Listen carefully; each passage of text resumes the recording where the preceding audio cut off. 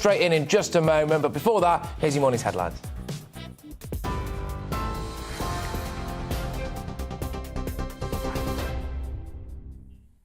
A very good morning to you. It's just 1 minute past 10. I'm Rosie Wright, here to keep you up to date today. Now, UK inflation has hit a 30-year high, putting households under growing pressure.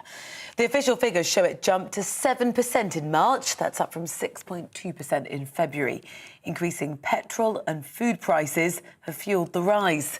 Another increase in inflation is expected in April, with the data set to reflect the hike in energy bills, which is further increasing the squeeze on the public. Pressures mounting on the Prime Minister and the Chancellor to resign after they were fined for breaching lockdown rules. Boris Johnson, his wife Carrie Johnson and Rishi Sunak all broke the law when they attended the Prime Minister's birthday party in June 2020. They've all since apologised and confirmed the fines have been paid. The Shadow Chief Secretary to the Treasury, Pat McFadden, told GBNews the Conservative Party will lose all credibility if Boris Johnson remains in power. If you have a situation where it's established that there's one rule for the ruled and another for those who are ruled, that's pretty undermining of our democracy. And not only did he repeatedly break the rules, but he repeatedly lied about it too. So if we shrug this off and we sort of say, let's move on, then I think we're accepting something that's very corrosive of our democracy.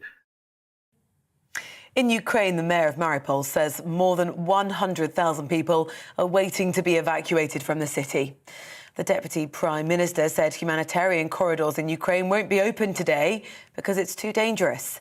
Fierce fighting is also said to be ongoing in the east, where Russian forces have regrouped. Well, President Zelensky says Ukrainian troops will continue to defend the country. Do you remember how Russia boasted that they would capture Kyiv in 48 hours? Instead, Ukraine has been repelling the enemy for 48 days. Today, it's worth remembering this.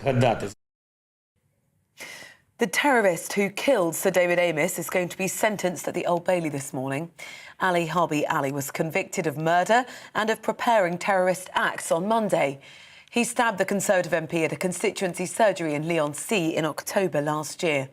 The judge, Mr Justice Sweeney, could impose a whole life sentence, which means Ali will never be released. A manhunt is underway in New York following yesterday's shooting at a subway station. 62-year-old Frank James has been identified as a person of interest. The suspect was seen fleeing the area after smoke bombs were detonated.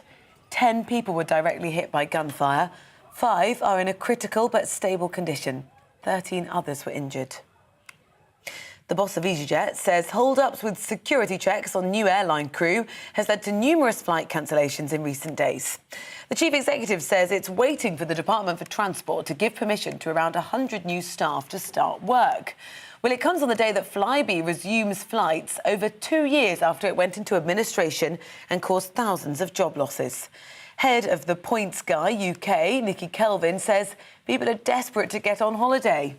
Airline returning, that's been gone for just over 2 years, is really exciting and a really good signal for travel. Airlines are ready to fight for business, and I think passengers are ready to fly. Bookings are up hundreds of percents on what they looked like a couple of years ago, and we're almost actually at pre-pandemic levels in terms of the amount of passengers travelling. A new survey has found over a third of GPs plan to quit in the next 5 years. New figures from GP WorkLife found nearly half of family doctors working in England aren't satisfied with their job. Well, GPs cited increasing workloads, demands from patients and not having enough time to do the job properly. Prince Charles is urging everyone to buy certified ocean-friendly products when they go shopping. In a pre-recorded video speech at Our Ocean conference, the Prince of Wales warned the current threat to sea life is dire. The future king says we need to tackle the problem of plastic pollution on a massive scale in a bid to tackle climate change. You're up to date on GB News. I'll bring you more as it happens. Now let's head back to the point.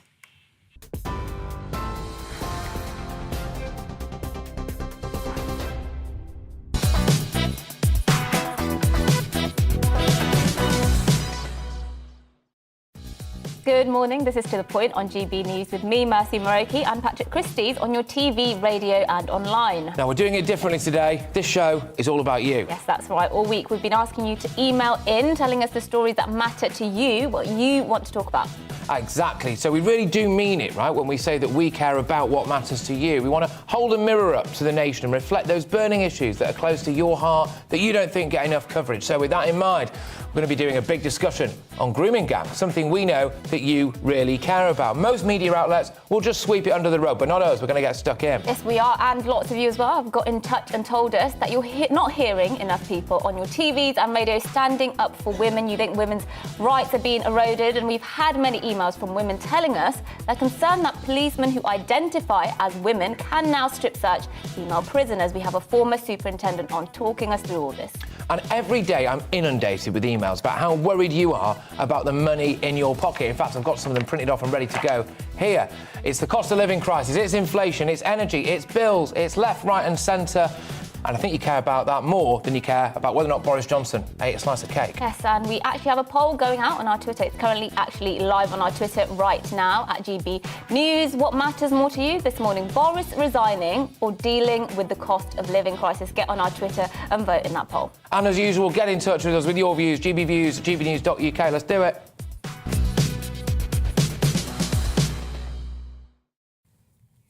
Well, if we haven't said it enough already, today is a show entirely curated by you, our viewers and listeners. And one of the popular topics was, of course, unsurprisingly, the war in Ukraine. Some viewers wanted us to provide more information about the background to the crisis and the wider political situation in Eastern Europe.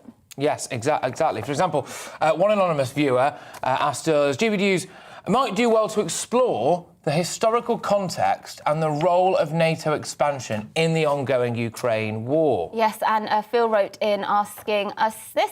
Good morning, Mercy and Patrick. Please, could you discuss the 7-year bombing of the Donbass region? Yes, that's what we're going to do, OK? That's what we're going to discuss now with our next guest. And we're joined by NATO historian, journalist and ex-reserves officer, Dr. Peter Caddick-Adams. Peter, thank you very much for joining us. Let's start off with that anonymous question that we had about the role of NATO in this conflict.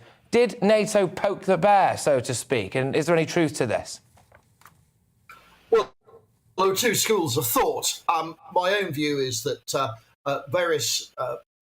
several nations in Eastern Europe, once the Warsaw Pact had disappeared and their friendship with Moscow had ended, looked towards joining NATO. And once their economies were up to speed, once their weapon systems were modernised, they were allowed to apply and eventually came up to NATO standards and joined in several different tranches. And the reasons for that were to bring their own armed forces up to scratch, make them very modern in a modern kind of world, give them a bit of security against Russia, which started to look and behave very, very aggressively. And this is, going back to 2010 and before.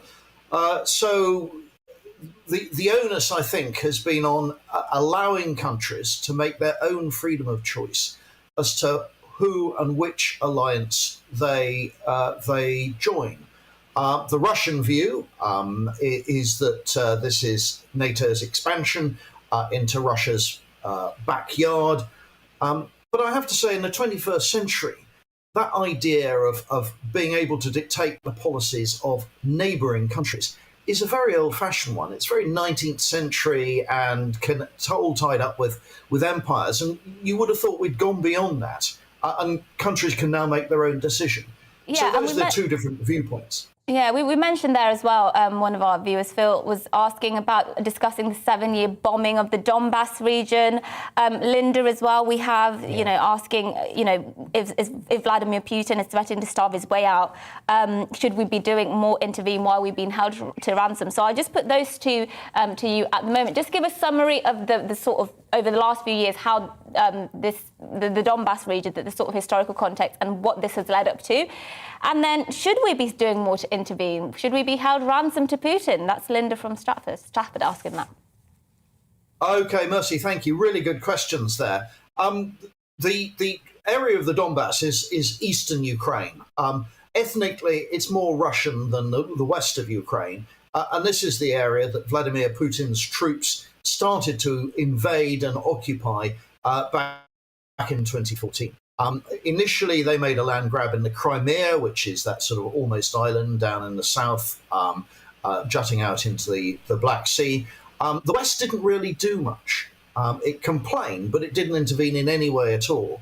And that, I think, emboldened Moscow to then make a land grab in the Donbass region, the two provinces of Luhansk and Donetsk. So there's been a constant war going on there for the last 8 years. And most of the troops on the ground are homegrown pro-Russian militias, but there are Russian regular forces in there. And if you remember, this culminated in 2014 in the tragedy of a civilian airliner from Indonesian Airlines being shot down, flight MH17, that was innocently flying over. And Russia always denied responsibility for that, although a lot of international courts have proven that it was Russian troops who were responsible. So that's been a war that's been going on ever since 2014. Ukrainian troops have been dying every day trying to keep those forces in check. And even since the invasion of the 24th of February, that frontier has been very live, very hot, very kinetic, shots exchanged, missiles being fired every day by the two sides. But it's not been widely reported. But that's been ongoing. So that's the war in the Donbass. And if you like, that's the current war that we've seen now for nearly 2 months is a microcosm of what's been happening between Ukraine and Russia for the last 8 years. That's fantastic. Now, I just want to get your view just on the other question from Linda from Stafford, actually, which was about if Vladimir Putin is threatening to starve his way out of this war, create a migration crisis for the West, then we need to be stronger. We've had tyrants before like this. Basically, Linda suggesting that we should be stronger against Putin. Could we be stronger? Well, what the West is trying to do is first contain this so it doesn't spill over into neighbouring countries. And that's the worry both of the European Union, but also of NATO, because this could so easily spill over. Missiles can go astray. Already Belarus is involved. And the neighbouring countries, particularly Poland, Slovakia, the Czech Republic, and Romania, are full of refugees. And that's disrupting them. That's causing all sorts of political impacts on those neighbouring countries. So straight away, there is already involvement of a lot of the neighbouring countries. So if we rush headlong into doing more in Ukraine, that could easily evolve into a European war, and no one really wants that. It might be to Vladimir Putin's advantage, but it isn't to the West. And so that's why we are all frustrated about the way the West is responding, how slow it takes sometimes to get weapons into Ukraine. There's a whole debate as to whether we should have a no-fly zone. But if you picture this as a ladder with a lot of rungs, and each rung is a degree of escalation. And Russia has a ladder too of how many more terrible things it could do. And the West has this ladder too of its responses. And slowly we're climbing the ladder, but you don't want to get to the top of the ladder and throw all your options, all your responses in at once. And that is why this is taking such a long time. Yes, I have to say that, that a famine is around the corner. A quarter of the world's grain is either grown in Russia or the Ukraine and exported elsewhere, particularly to African countries. That explains why a lot of them are abstaining or voting against or voting for Russia in the United Nations. So again, it's a hint that this could so easily go regional, if not global, and everybody is trying to sort of row back and make sure that this doesn't climb into a more of a global war and stays far more in terms of a regional war on the ground in Ukraine. And that's really sad for Ukraine, but this could just blow up so much wider so quickly. And that's why everybody is nervous. We're in unknown territory here. We are. Dr. Peter Caddick-Adams, thank you very, very much. Great to have you on the show. Of course, journalist, ex-reserves officer as well. Really answering your questions, really, getting into the meat and bones of it. We really appreciate that. Thank you. And we really appreciate you, the viewer, you, the listener, as well, getting in touch. Those were Phil's questions, Linda's questions, and, of course, someone who decided not to put their name on it, but that's what we went off on. And, yeah, it's a good way to start the show. Paul says it's been over a month of war. If NATO and Western sanctions haven't been able to stop Putin, do we need to rethink defence in Europe? Elizabeth says maybe we should have referendums for military action, seeing as it's the taxpayer that foots the bill anyway. So lots of views there, variety. And also keep your other views coming in to us, GBviews at gbnews.uk. So we will still be reading those out. And, of course, we have a Twitter poll. Our Twitter is at GBnews. We're asking what you care more about, Boris resigning or Boris sorting out the cost of living crisis. There have been mixed views coming in on this so far, actually. So you keep them coming in. Yeah, indeed. Now, just a reminder, in case we hadn't banged on about it enough, this show really is all about you today. We're just trying something a little bit different. All week, you guys have been emailing in to us and letting us know the topics that you really care about, that you're passionate about, that matter to you, that you don't think is getting enough coverage on the news. And so that's what we've gone and done. And we've even got a lot of your questions here. We're going to be putting a lot of these questions, actually, to our guests that we've got on a range of different topics coming your way, from whether or not transgender police, women/men, should be allowed to strip search women. It's a minefield, that, isn't it? Don't get me started on that. There's a grooming gang issue as well, as police have issued an apology to some victims. We're going to be talking about that with a man who runs a Parents Against Grooming scheme, basically. And so, yeah, all of these issues that you really care about, but something a little bit closer to home. Yes, we had lots of views, actually, about the situation in Northern Ireland. Lots of you think, we've forgotten about all of that after Brexit and now that we've been dealing with coronavirus and, of course, this war. Is there a possibility of Brexit-induced violence in the near future? That's what many of our viewers and listeners were asking. So we'll be asking our expert guest after this. Here's the weather. Hello, a very good morning to you. A bit of a gloomy start out there for many of us, but skies will slowly brighten for the vast majority, allowing some sunshine to develop, but also some heavy showers. The air remains both warm but also unstable, and that's because we've got low pressure to the southwest at the moment, a mild southerly airflow, but also we've got a lot of cloud in the sky. And with that cloud, further outbreaks of rain will continue for northeast Scotland, parts of southern Scotland, northern England as well.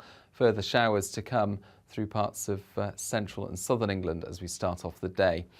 After a gloomy start with a lot of low cloud, mist and hill and coastal fog, the skies do brighten somewhat. Some sunshine comes through, but those showers in the south could be quite lively by the afternoon. Away from the showers, 20, 21 Celsius in the south, 18 for Glasgow, but staying cool in the northeast of Scotland, where we keep a lot of cloud cover. Into the evening then, and skies clear in places, but further low cloud, mist and hill fog will creep back in from the southwest. So for Wales, southwest England, northeast Scotland as well, it's a claggy old night. Clear spells elsewhere, but even where we've got the clear skies, it's going to be frost-free as we start off tomorrow morning. And there will be some sunshine in places, and even where we've got the low cloud to begin things, that'll tend to gradually lift and break. So skies brightening for many, and by the afternoon, for most places, actually, it's looking dry and bright. Sunny spells, 1 or 2 showers in the east of England. Otherwise, for the vast majority, it is looking like a fine day and a warm day. 18 to 19 Celsius fairly widely from central Scotland to the south of England, and in some places 22 Celsius. Good Friday's looking even warmer. There'll be a few showers around, but on the whole, the trend is for drier, brighter and warmer weather to the weekend. On radio, they call it the drive time slot, 4 p.m. until 6 p.m. as listeners head home. It's that part of the schedule when the dust of the day's events begin to clarify, and we try to make sense of it for you. Brazier is drive time for radio and TV. It's fast, it's punchy, it's opinionated, there's a Brazier angle and a little bit of levity. That's the question. That's 2 questions, actually. That's Brazier, Monday to Thursday, 4 till 6 on GB News.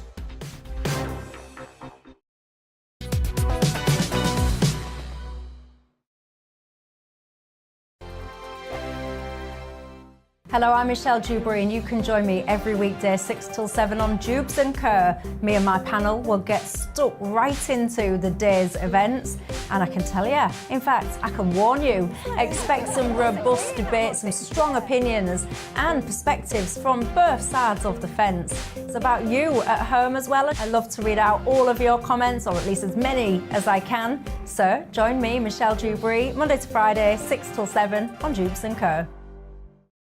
On radio, they call it the drive time slot, 4 p.m. until 6 p.m. as listeners head home. It's that part of the schedule when the dust of the day's events begin to clarify, and we try to make sense of it for you. Brazier is drive time for radio and TV. It's fast, it's punchy, it's opinionated, there's a Brazier angle and a little bit of levity. That's the question. That's two questions, actually. That's Brazier, Monday to Thursday, 4 till 6 on GB News. Hello, I'm Patrick Christys. And I'm Mercy Muroki. Make sure that you join us Monday to Thursday, 10 a.m. until midday, right here on GB News for To The Point. We're not afraid to talk about the topics that matter to you or the big topics that always matter. We cover absolutely everything, from the breaking political stories of the day to law and order, what's going on in the channel. We're not afraid to hold people to account. We always make sure we include your views on our show. Indeed, if you're thinking it, you can guarantee that we're saying it. So make sure you join the conversation with us, 10 a.m. until midday, Monday to Thursday for To The Point on GB News. I'm Dan Wootton. Join me Monday to Thursday from 9 to 11 for the feistiest and most fun news debate on TV, where free speech reigns. I'll bring you a sharp take on the day's biggest stories, bombshell newsmaker interviews, and A-list guests. And I guarantee you, no spin, no bias, no censorship, and no reason to go to bed. That's Dan Wootton tonight, Monday to Thursdays from 9 on GB News.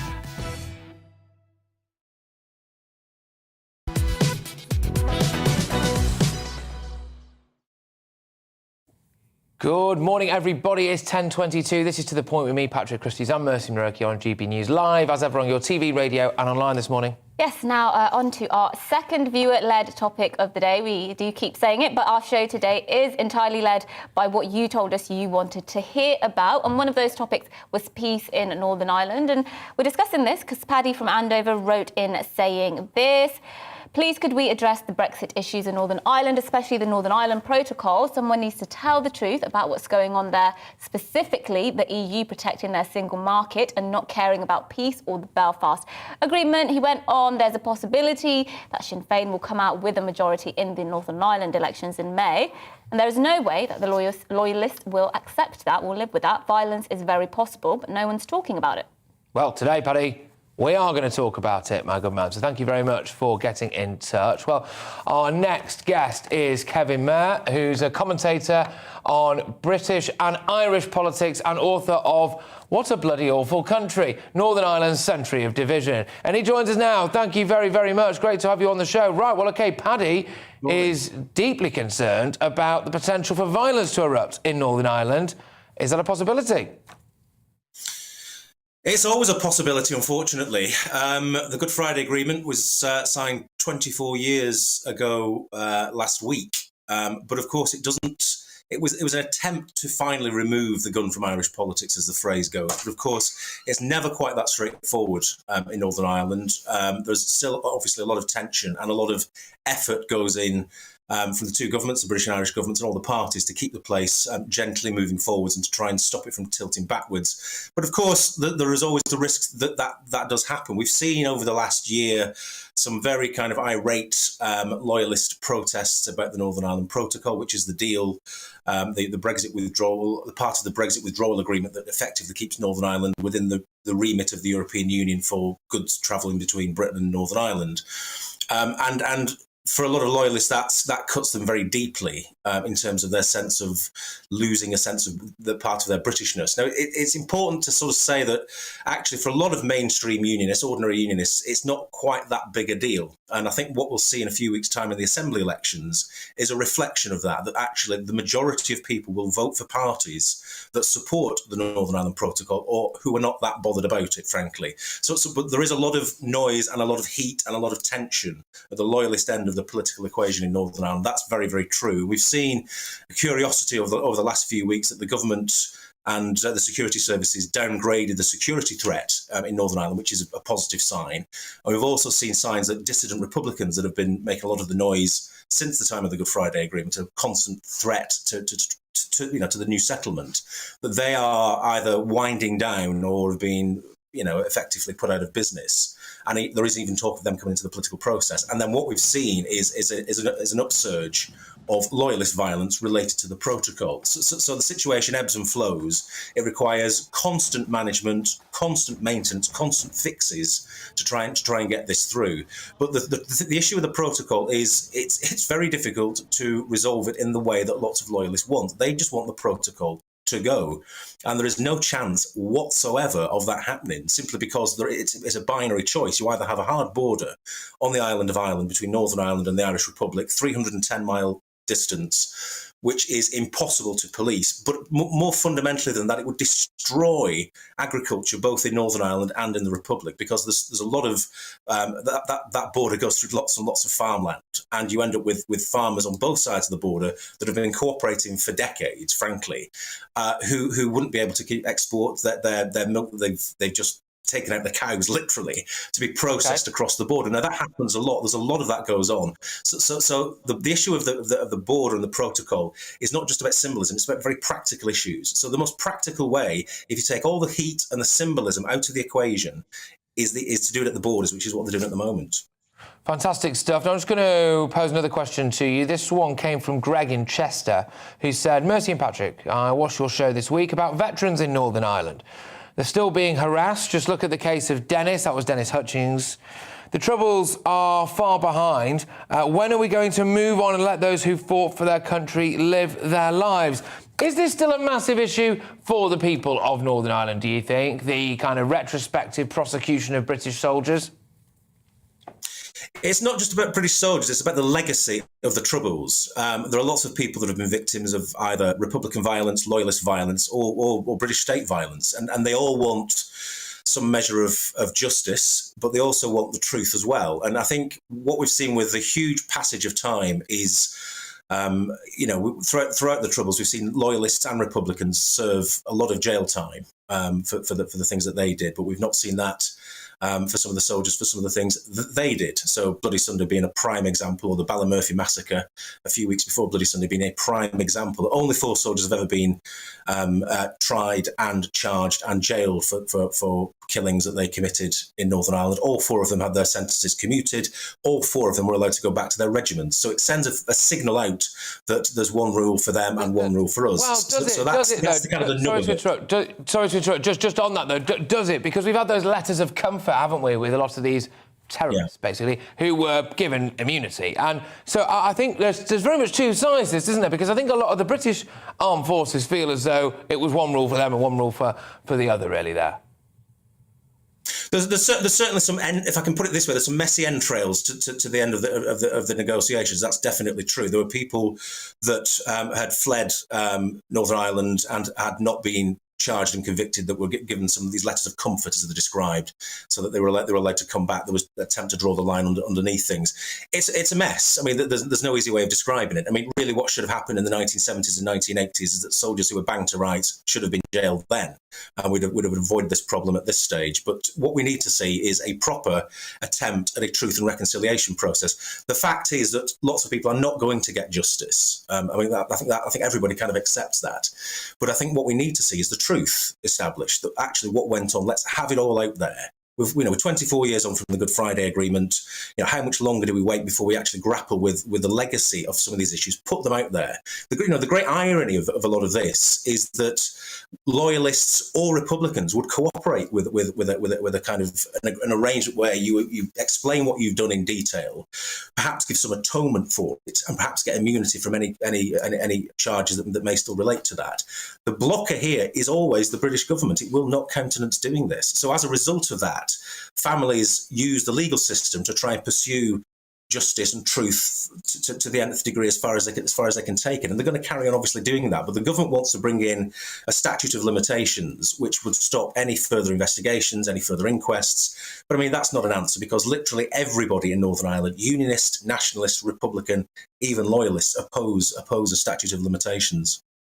Very complicated issue, but Kevin, thank you so much for sure. walking us through all of that. Kevin Marr, there, commentator on British and Irish politics and author as well. Indeed. Now, we can go to some of your views that are just coming in, and we had an email from Paddy. Paddy. Who put the question in to say thank you. You're welcome, Paddy from Andover. Paddy from Andover, yes, there you go. So Paddy was the one who got in touch with us and wanted us to do that topic, and it turns out he's a loyal viewer, so fantastic stuff. Well, we've got loads more coming your way because, yes, I'll say it again, we've been asking you to set the agenda for us today. Tell us what you care about. And, yeah, just around the corner, transgender police women are allowed to strip search female prison inmates, so people who were born men but are now women and working for the police can strip search women. How do you feel about that? That came out a couple of days ago. That's why it's sort of fresh on lots of people's minds. A lot of women concerned that they might be forced to be strip searched by a trans male at some point, or they wouldn't have any rights to say no. So we'll be discussing that, and we actually have a superintendent on to pose the questions, former superintendent on to pose those questions to her as well. Now, to some views? To some views, yes, because Partygate's doing the rounds a lot. Before you start shouting at your TV, we've got a Twitter poll on this right now, OK? So you can go and vote in it. Do you care more about Boris Johnson resigning, or do you actually care more about the cost of living crisis? At GBNews on Twitter. In fact, in 20 minutes, we'll have those results for you, but people have been talking about it all, haven't they, as well? Yes, and we will be discussing the cost of living very shortly on in the next hour as well, so we'll definitely be speaking on that. Yeah, like Chris been in touch. You know, more concerned by the handling of the economy during this global recession, the handling of the pandemic than Partygate. Fair enough. And yeah, absolutely. Boris Johnson saw us through the pandemic. He had to meet people in number 10, so he had a piece of cake. That's from Marsden there. However, there are a couple of you, obviously, who do think he should have to go. For all it's worth, I'll chuck in one of my views about this at the minute. I think this would be a very bad time for Boris Johnson to go. I think Vladimir Putin would benefit a lot more than the British voter in the short term, and I think that Keir Starmer's hands are tied, because if Keir Starmer goes, OK, all right, Boris, OK, well, when this war's over, if this war's over, then you can't stand again for election. Well, actually, what if Boris Johnson has, quotes, unquote, a good war? He's coming off quite well when it comes to the Ukraine crisis at the minute. Well, actually, if Keir Starmer forces Boris to go to the polls, he could lose. I think the idea that it's not a good time for him to resign, I think it's a bit of a cop-out in a sense, because when is a good time for any Prime Minister to resign? I mean, you know, we have changed Prime Ministers in more immediately sort of more times that have had more immediate dangers to them, not least world wars. You know, all these arguments coming out that now is not the time, we need to wait a bit longer. I mean, you can carry that on forever until the end of the term. So you could, I suppose. All right, OK. Well, look, after the break, we have had a lot of emails in from viewers concerned about what we were talking about before, about transgender police officers potentially being able to, well, definitely being able to strip search female prisoners. We're going to be discussing that after all your latest headlines.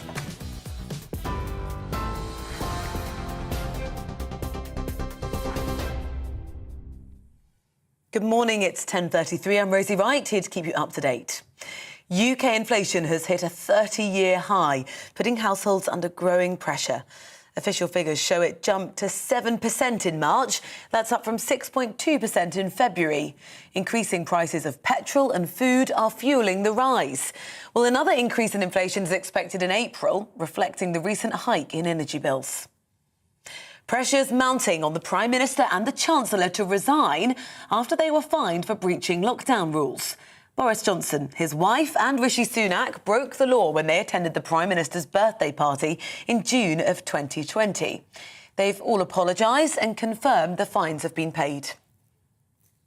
In Ukraine, the mayor of Mariupol says more than 100,000 people are waiting to be evacuated from the city. The Deputy Prime Minister of Ukraine said the humanitarian corridors won't be open today because it's too dangerous. Fierce fighting is also said to be ongoing in the east, where Russian forces have regrouped. The terrorist who murdered Sir David Amess will be sentenced at the Old Bailey this morning. Ali Harbi Ali killed the Conservative MP in Leigh-on-Sea in October last year. The judge, Mr Justice Sweeney, could impose a whole life sentence, which means the 26-year-old will never be released. A manhunt is underway in New York for a 62-year-old believed to be responsible for yesterday's shooting in a subway station. Frank James has been identified as a person of interest. 10 people were hit directly by gunfire. 5 are in a critical but stable condition. 13 others were injured. We'll keep you up to date with all of those developing stories here on GB News. We're on your TV, online and DAB+ radio. Shortly, we'll be back to the point.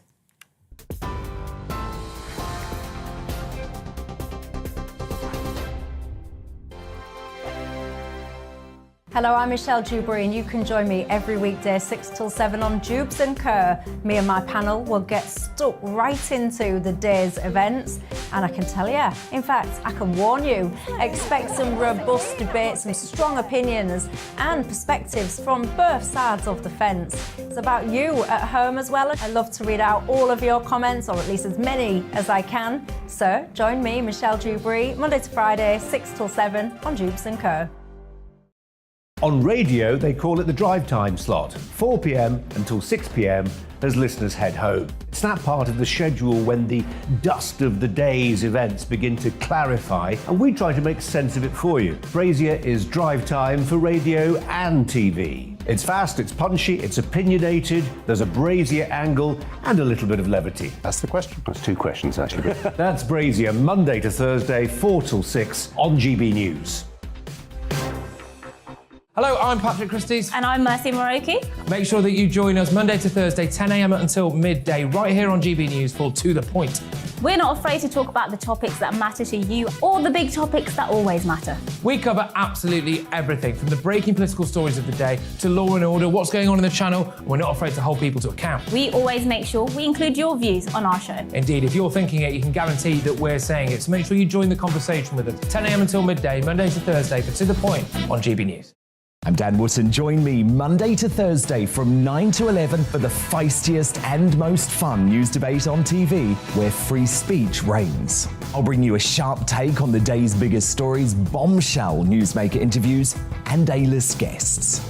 And I guarantee you, no spin, no bias, no censorship, and no reason to go to bed. That's Dan Wootton tonight, Monday to Thursdays from 9 on GB News.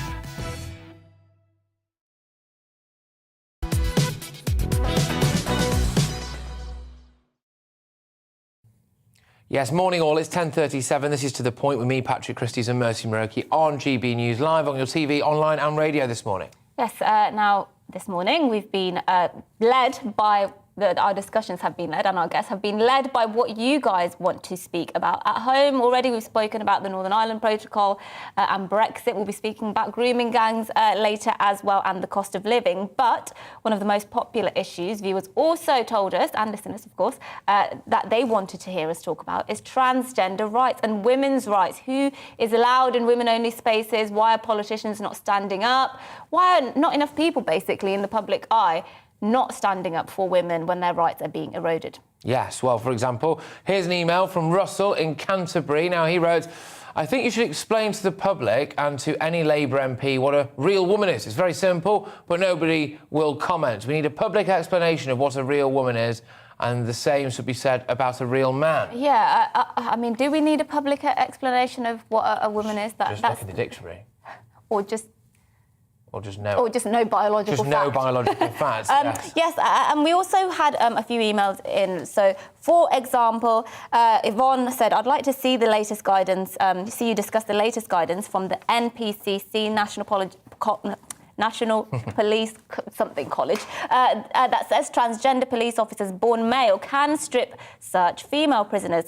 I think this is absolutely ludicrous and further erodes women's rights. And to add insult to injury, they say that if a female prisoner objects, it will be recorded as a non-crime hate incident, apparently.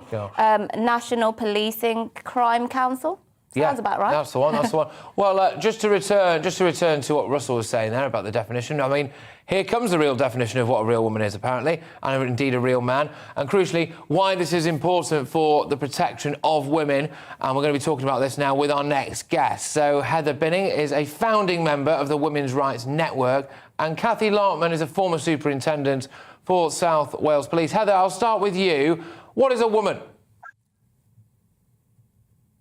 A woman is an adult human female, Patrick. It's not difficult, and I find it very astonishing that so many politicians currently have such difficulty in saying that. What do you feel? So we mentioned there the National Police Chiefs Council, got it right eventually, that they're brought in this guidance that says male police officers who identify as women will be allowed to strip search female prisoners. How does that make you, Kathy, let's go to you first. How does that make you feel? Well, I feel very let down by this. I was a police officer for over 31 years with South Wales Police and retired last year as a superintendent. And searches, basically there are three types of searches. So there's the basic search of no more than outer clothing, and then you progress to a strip search and ultimately potentially an intimate search in certain circumstances. Now, a strip search and intimate search under the Police and Criminal Evidence Act has always specified that they must be carried out by an officer of the same sex and out of public view. So it's quite clear it's an officer of the same sex. So I wrote to the National Police Chiefs Council and the College of Policing too last year to seek some clarity because of a lot of discussion that I had seen on social media. And this year, when I got the response from them, I was absolutely astonished, to be honest, at how they were reinterpreting same-sex searches. And it's important to say as well in relation to this that the guidance actually stipulates that they will take that view from the moment that person presents in terms of the gender that they express. So they talk a lot about gender in this, instead of sticking to what the Police and Criminal Evidence Act actually specifies, that they must be of the same sex. So just before I go to Heather for her reaction on this, just to confirm then, Kathy, your understanding is that they don't actually have had to have had the physical transformation. If I identified as a woman and was a police officer, I could strip search a woman, could I? Yeah, and it applies the other way around as well, but it's the moment you sort of say and you have that conversation with your supervisors in work, and that's the interpretation that the NPCC are placing upon this. So basically, let's be really clear about what we're saying here. If a man goes to work as a police officer and says, well, I am now a woman, without any changes whatsoever, without any medical interventions whatsoever, and wishes to search, including strip searches of women out in the community, then the National Police Chiefs Council are saying that is absolutely fine, and we support that happening, and that is our position. And I don't think that is acceptable. I don't think it's acceptable for women. I think it shows a lack of respect towards women's privacy and dignity, and it's just totally not on. Well, like I said, now I'll throw over to you on this, Heather. Why are the rights of someone like me to identify as a woman and strip search, conceivably someone like you, more than your rights to not be strip searched by a man? Well, they're not. They don't supersede the rights of women, sexed women. Are laid down in law. The Equality Act clearly specifies this. What's happening is there's an ideology that is trying to replace the word sex with the word gender. Now, gender, till now, has been refers to how one might present oneself. And I spent a lot of my life breaking down gender barriers so that girls didn't have to wear pink, boys didn't have to wear blue and play football. But it seems that more recently there are elements that want those barriers reintroduced and spreading it further into the issue of sex. That's why we're running a campaign at the moment, which is Respect My Sex, If You Want My Ex, which is based around the local elections. And we are asking all politicians this question: what is a woman? And do women have a penis? Which seems extraordinary that in this day and age, 2022, we're in this position where we have to be arguing this point. We are defending truth in science. And if we cannot defend this element of truth and science, what next is going to be challenged? It's just quite extraordinary that this is left to women. And a lot of men on the ground are very uncomfortable with this. What's happened with the police, what we've discovered about the police, the good work that Kathy has done, putting in letter after letter to reveal these policies, is happening in almost every institution across the country. We're starting with the local elections. We're starting with those that are representing, trying to get themselves on local councils. And we will be moving on. We're not stopping. Yeah. And on that note, on what we do about all of this, I mean, we've had one of our viewers or listeners email in Natasha from Carlisle. She says that maybe women should consider a tax strike. I'm not sure how that would work in practice, but she says, look, we've had lots of killings of women, of course. Those continue to go on. The numbers are staggering on that. Shrewsbury Hospital report came out showing how little care is given to women properly in maternity care. She thinks that the only way women will be taken seriously by government is if we hit them in the pockets. But it's hard to do that, isn't it? Let's go to you, Kathy. Yeah, it is hard. And I think, women need to start speaking up. Lots of women are speaking up, I have to say, and making a lot of noise in relation to this and have been doing so for some years.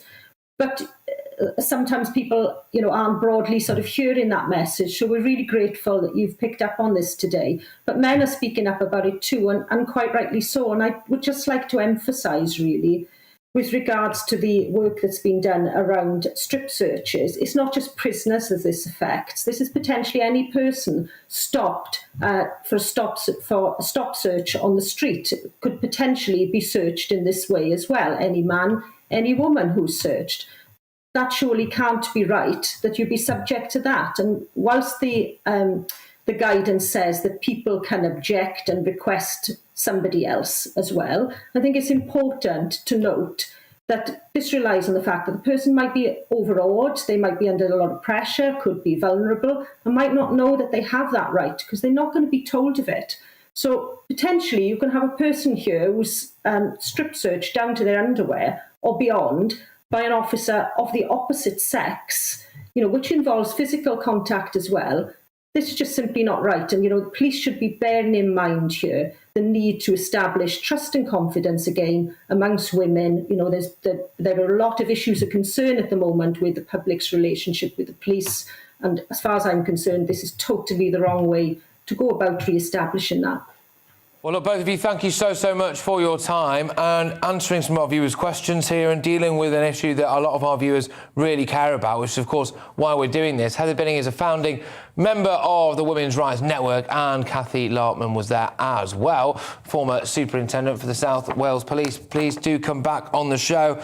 John, on this issue again, he just said, look, I would like it discussed how anybody can possibly think that a party leader that can't define what a woman is could possibly run a country. Well, ask and you shall receive, John, because that is what we've just done. And again, this show is all about you. So make sure you do get in touch with what you want discussed, and we'll be putting those questions and your questions to our guests. A few of you have been getting in touch this morning talking about Patrick's ties. Some of you have said he's taken inspiration from my dresses for his ties. It does look like a bit of a cutout, doesn't it? Yeah, that would make a nice dress, actually. Well, possibly would. Well, probably if you buy enough of them, then I'm sure you can make one out of it. But there you go. Well, moving on from that, today the House of Commons Public Accounts Committee published quite a damning report into the private rented housing sector, just another area where the cost of living is biting hard. In many cases, high rents and poor conditions exist together. Yeah, well, one viewer, Maria, has got in touch to say, we're a family with a young baby boy. Our place has black mould.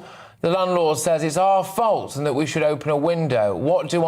I don't want my baby to freeze. I don't want my boy to have problems. I genuinely don't know what to do. So sorry to hear that. Yeah, many of our viewers and listeners have written in to share their stories about how they're already struggling with rising costs, and some are demanding the government do something more to help them. Well, joining us now to answer some of the questions from our viewers is Ben Beadle, Chief Executive of the National Residential Landlords Association. Ben, thank you very much for joining us. I mean, I don't know if you could maybe start with that one about Maria, for example, where she was talking there about how she's got black mould in her house and this, that and the other. They're saying that it's her fault. Does she open a window and then her child freezes? Does she keep it shut? The mould gets worse, maybe breathing problems, etc. If someone's confronted by a situation like that, what are their rights? What can they do? Well, afternoon, morning to you folks. I think in that particular instance, we need the issue sorted out, don't we? I wouldn't want to live in a house full of mould or condensation. I wouldn't want my kids to be exposed to it either. So I think I would make representations to the landlord, and if we're not having any luck there, then I would raise the matter with the local authority, who have got enforcement powers to compel the landlord to act. There is a big debate about what constitutes mould and what constitutes condensation, but I would still advise the person that's called in to to air the property, make sure they're not dry and closed there. But there may well be something fundamental with the property that needs to be sorted out by the landlord, and that is the landlord's responsibility.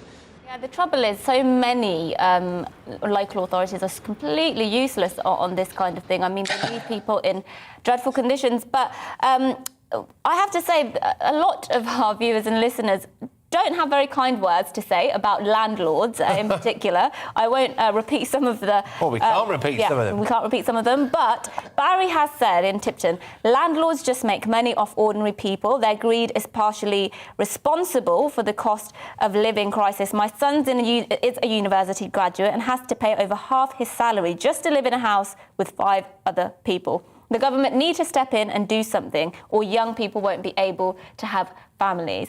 Now, obviously, you're the chief executive of the National Residential Landlords Associations. I mean, can you at least empathise with people's views and people's dislike towards landlords? Of course I can. Yeah, I absolutely can. And, we're very clear that landlords who aren't keeping their side of the bargain and aren't treated fairly should either change their ways or get out of the sector. But the overriding problem that we have in our sector is exacerbated simply by a lack of supply.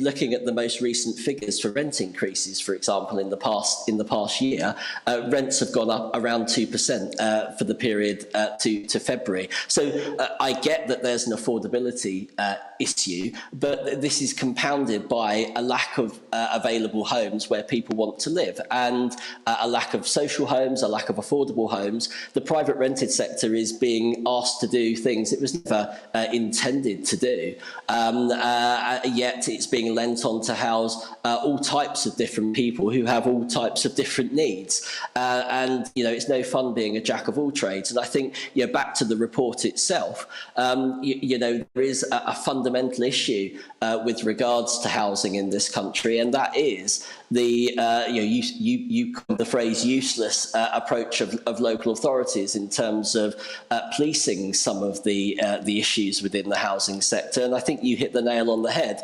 Our own research, Freedom of Information request, shows that actually there are 168 pieces of legislation out there to govern the private rented sector. Satisfaction in the sector, despite some of the charming comments that you're no doubt getting, is actually higher than that in the social rented sector. Yet there's clearly, the report highlights it, there's still more that we need to do, and local authorities are key to that, but they've had their funding cut and they're not able to hold landlords who need to be held to account. No, absolutely. Well, look, thank you very much, Ben, for coming on and putting up a brave front. Ben Beadle, Chief Executive of the National Residential Landlords Association. Well, hopefully answering a few of your viewer questions there as well, and maybe putting the landlord's side across. But there we go. That's obviously some of your questions answered. And one of our viewers there, Maria, as well, who did say that she's struggling at the moment with with a fault potentially with open windows and, with mould, I should say. Does she open the window, etc.? Hopefully, Maria, that answered some of your questions. I don't know if it did. That was Maria in Sunderland. We've got loads more coming your way, this show, yes. I know we keep banging on about it, but it's all about you.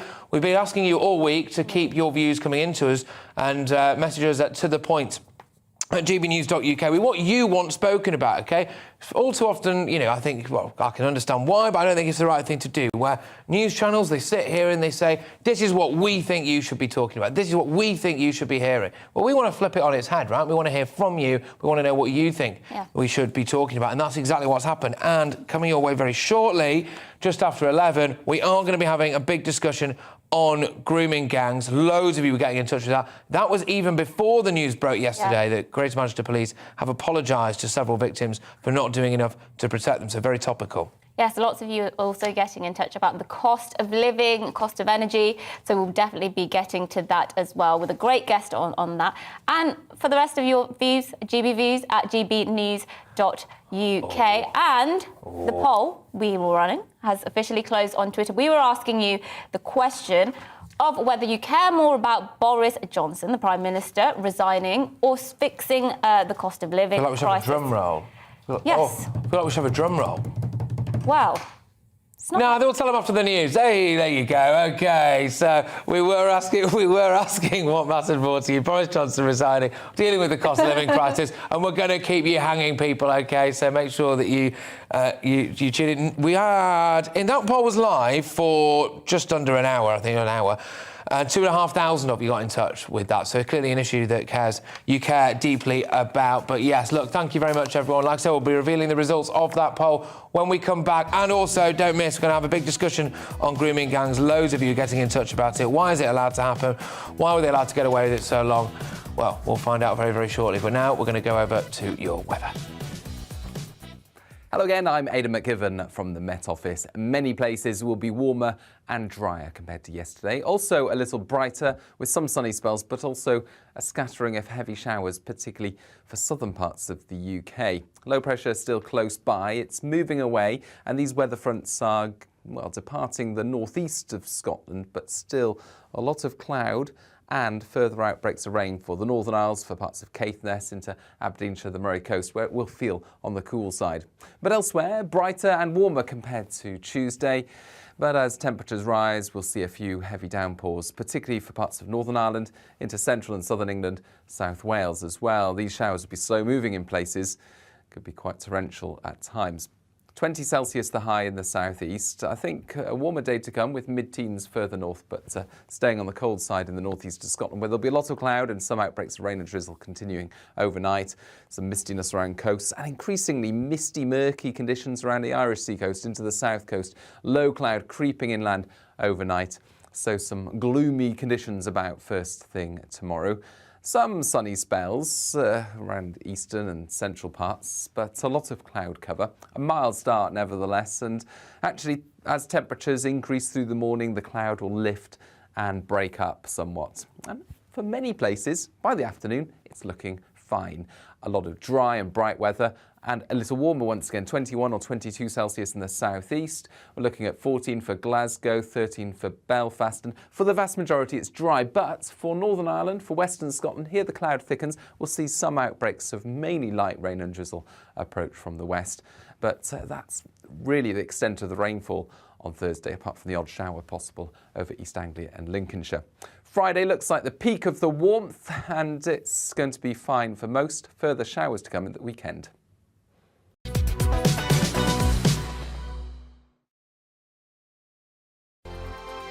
Hello, I'm Michelle Dewberry, and you can join me every weekday 6 till 7 on Jubes and Kerr. Me and my panel will get stuck right into the day's events, and I can tell you, in fact, I can warn you, expect some robust debates, some strong opinions and perspectives from both sides of the fence. It's about you at home as well. I love to read out all of your comments, or at least as many as I can. So join me, Michelle Dewberry, Monday to Friday, 6 till 7 on Jubes and Kerr. On radio, they call it the drive time slot, 4 p.m. until 6 p.m. as listeners head home. It's that part of the schedule when the dust of the day's events begin to clarify, and we try to make sense of it for you. Brazier is drive time for radio and TV. It's fast, it's punchy, it's opinionated, there's a Brazier angle and a little bit of levity. That's the question. That's two questions, actually. That's Brazier, Monday to Thursday, 4 till 6 on GB News. Hello, I'm Patrick Christys. And I'm Mercy Muroki. Make sure that you join us Monday to Thursday, 10 a.m. until midday, right here on GB News for To The Point. We're not afraid to talk about the topics that matter to you or the big topics that always matter. We cover absolutely everything, from the breaking political stories of the day to law and order, what's going on in the channel. We're not afraid to hold people to account. We always make sure we include your views on our show. Indeed, if you're thinking it, you can guarantee that we're saying it. So make sure you join the conversation with us, 10 a.m. until midday, Monday to Thursday for To The Point on GB News. I'm Dan Wootton. Join me Monday to Thursday from 9 to 11 for the feistiest and most fun news debate on TV, where free speech reigns. I'll bring you a sharp take on the day's biggest stories, bombshell newsmaker interviews, and A-list guests. And I guarantee you, no spin, no bias, no censorship, and no reason to go to bed. That's Dan Wootton Tonight, Monday to Thursdays from 9 on GB News.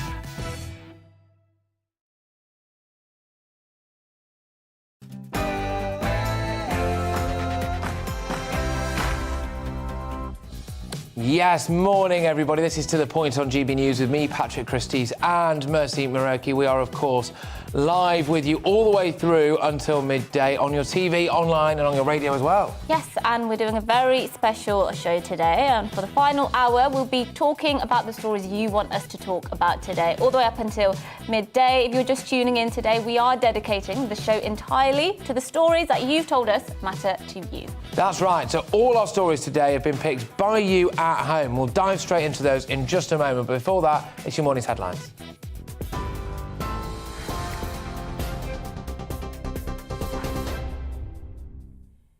Good morning. It is 11 o'clock. I'm Rosie Wright, here to keep you up to date. UK inflation has hit a 30-year high, putting households under growing pressure. Official figures show it jumped to 7% in March, up from 6.2% in February. Higher petrol and food prices are fueling the rise. Another increase in inflation is expected in April, with the data set to reflect the hike in energy bills, exacerbating the cost of living crisis. We spoke to people in the Prime Minister's constituency of Uxbridge to see how they felt. It's going to be tough, really tough, especially for the elderly, and people on very low income. I don't know how we're going to manage, really. Well, I think really we need some extra help. I don't know how the government's going to do it, but we really do. It's got so expensive now. Well, I do worry every day to actually, where should I travel to or where should I go to? We have to think 10 times before spending the money. So obviously we're not as free as before, and with the bills and everything, we're a bit more restrained. Pressure is mounting on the Prime Minister and the Chancellor to resign after they were fined for breaching lockdown rules. Boris Johnson, his wife Carrie Johnson and Rishi Sunak broke the law when they attended the Prime Minister's birthday party in June 2020. They've all apologised and confirmed the fines have been paid. Colette Walsh, who couldn't hold a proper funeral for her mum because of lockdown, says she's disgusted. You couldn't hug anybody, you couldn't do nothing. So you could, while other people was having parties in governments. Just annoyed about the whole lot, just disgusted about we couldn't do nothing with my mother's funeral. They were having parties while we were trying to bury our loved ones. In Ukraine, the mayor of Mariupol says more than 100,000 people are waiting to be evacuated from the city. That's after the Deputy Prime Minister said humanitarian corridors won't be open today because it's too dangerous. Fierce fighting is also said to be ongoing in the east, where Russian forces have regrouped, as seen in new drone footage. Well, President Zelensky says Ukrainian troops will continue to defend the country.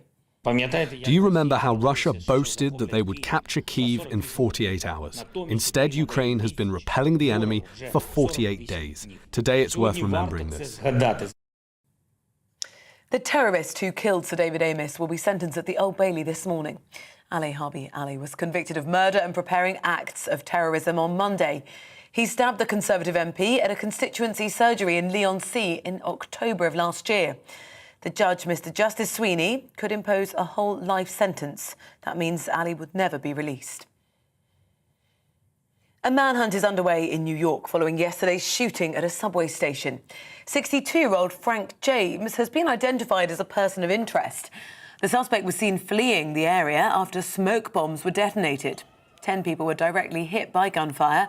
5 are in a critical but stable condition. 13 others were injured. EasyJet is blaming delays on staff security checks for the recent flight cancellations. The chief executive says the company is waiting for the Department of Transport to give around 100 new employees permission to work. Well, meanwhile, Flybe, which went into administration more than 2 years ago, has resumed flights after being bought by a company linked to US hedge fund. A new survey has found over a third of GPs plan to quit in the next 5 years. New figures from GP WorkLife found nearly half of family doctors working in England aren't satisfied with their job. Well, GPs cited increasing workloads, demands from patients, and not having enough time to do the job properly. People in possession of certain drugs used to spike drinks are going to face harsher sentences from today. GHB, along with 2 other related substances, have been reclassified now as Class B drugs, meaning that those found with them in their possession face up to 5 years behind bars. While those involved in supply and production, they face up to 14 years in prison. The Home Secretary, Priti Patel, says these changes will help ensure the people of Britain are kept safe. You're up to date now on GB News. I'll bring you more developments as they happen. Now let's return to Patrick and Mercy.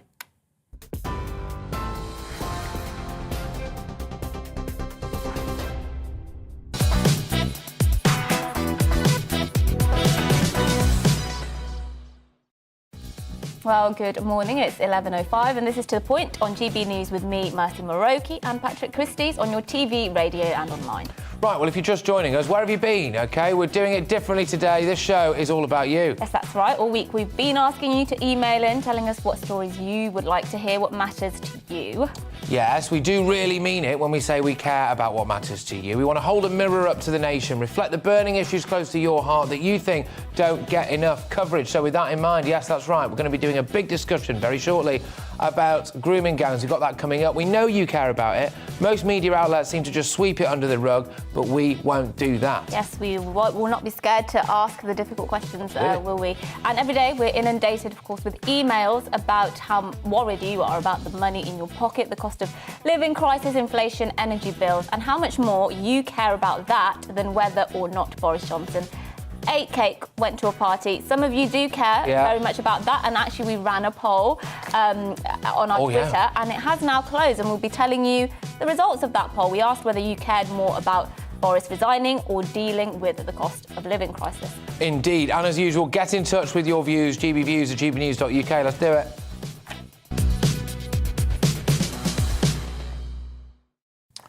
Now, 3 victims of organised grooming gangs in Rochdale have received, quote, substantial damages and an apology from police chiefs who accepted his force had let the women down. As many of us will remember, the Rochdale child sex abuse ring involved underage teenage girls in Rochdale, Greater Manchester.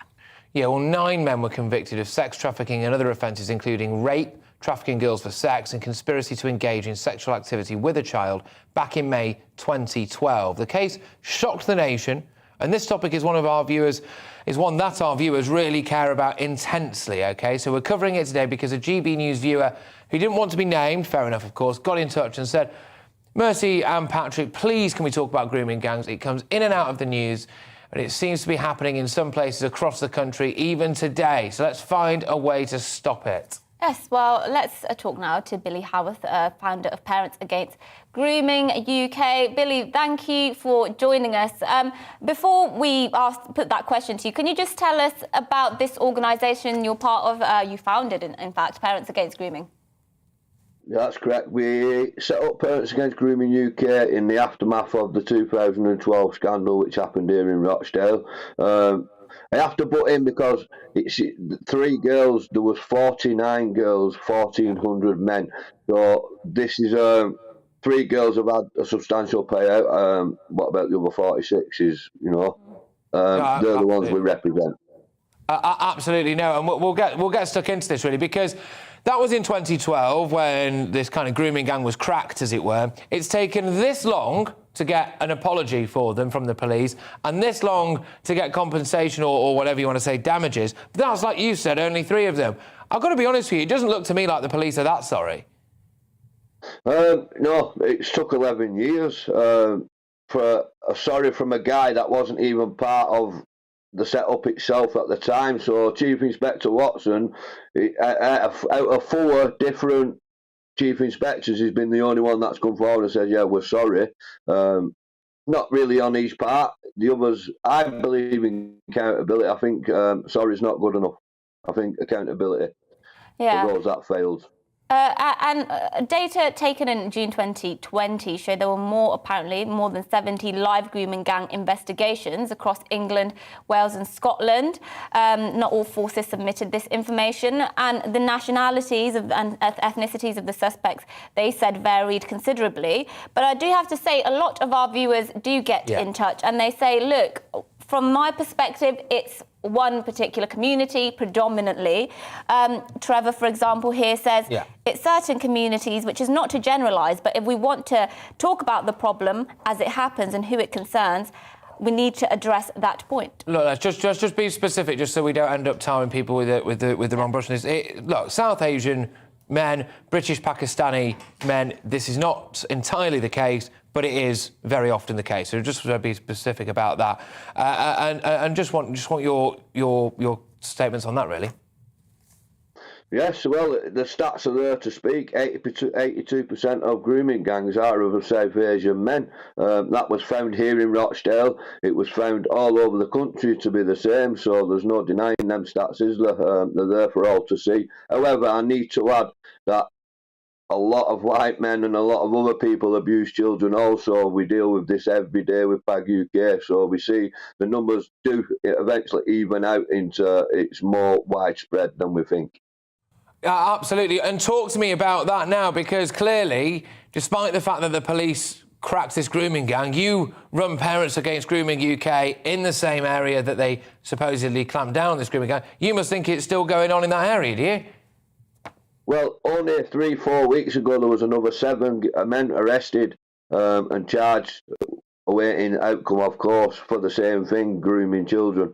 7 other men. So that'll be 9 on top of the 6 and another 7. You know, the numbers are climbing, but don't forget, Maggie Oliver told us there were 1,400. Only 9 initially was convicted. That means there's many more on the streets of Rochdale, and now spreading the wings across the country.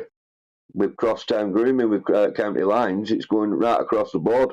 I mean, I want to quickly refer to PAG UK Cumbria, which is it's in its early stages.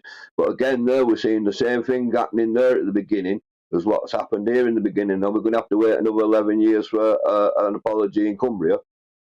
Well, unfortunately, you might well have to. I mean, I've been hearing rumours about various things, Barrow-in-Furness being a particular area in Cumbria for a very, very long time. I started out as a local reporter up there, and, you know, I was hearing things then, and that was probably about 7 or 8 years ago, so goodness only knows, you know, how long it was going on before that as well, but if indeed it was. But, yes, no, look, just in terms of the 3 girls who've received damages, I suppose you could say. I mean, I don't know what the right word for it is, really, because it's sickening what they went through. But that's my point. No amount of money is going to bring back, is going to change, the trauma of what they went through. And it is absolute trauma, isn't it, for these girls? Absolutely. It's life-destroying for some. Many survivors don't pull through this. They turn to drugs, alcohol, suicide. So we're lucky that some of these girls are still here and we can still fight for them. They're very strong, but they need accountability. They want accountability. Although yesterday was a massive step for these 3 girls. I've spoken to one. Massive step. She's still obviously got things to deal with in her life with trauma, but a sorry is a sorry, and acceptance that she wasn't a liar. Of course. Look, just to slightly return to something that we were speaking about a little bit earlier in relation to this.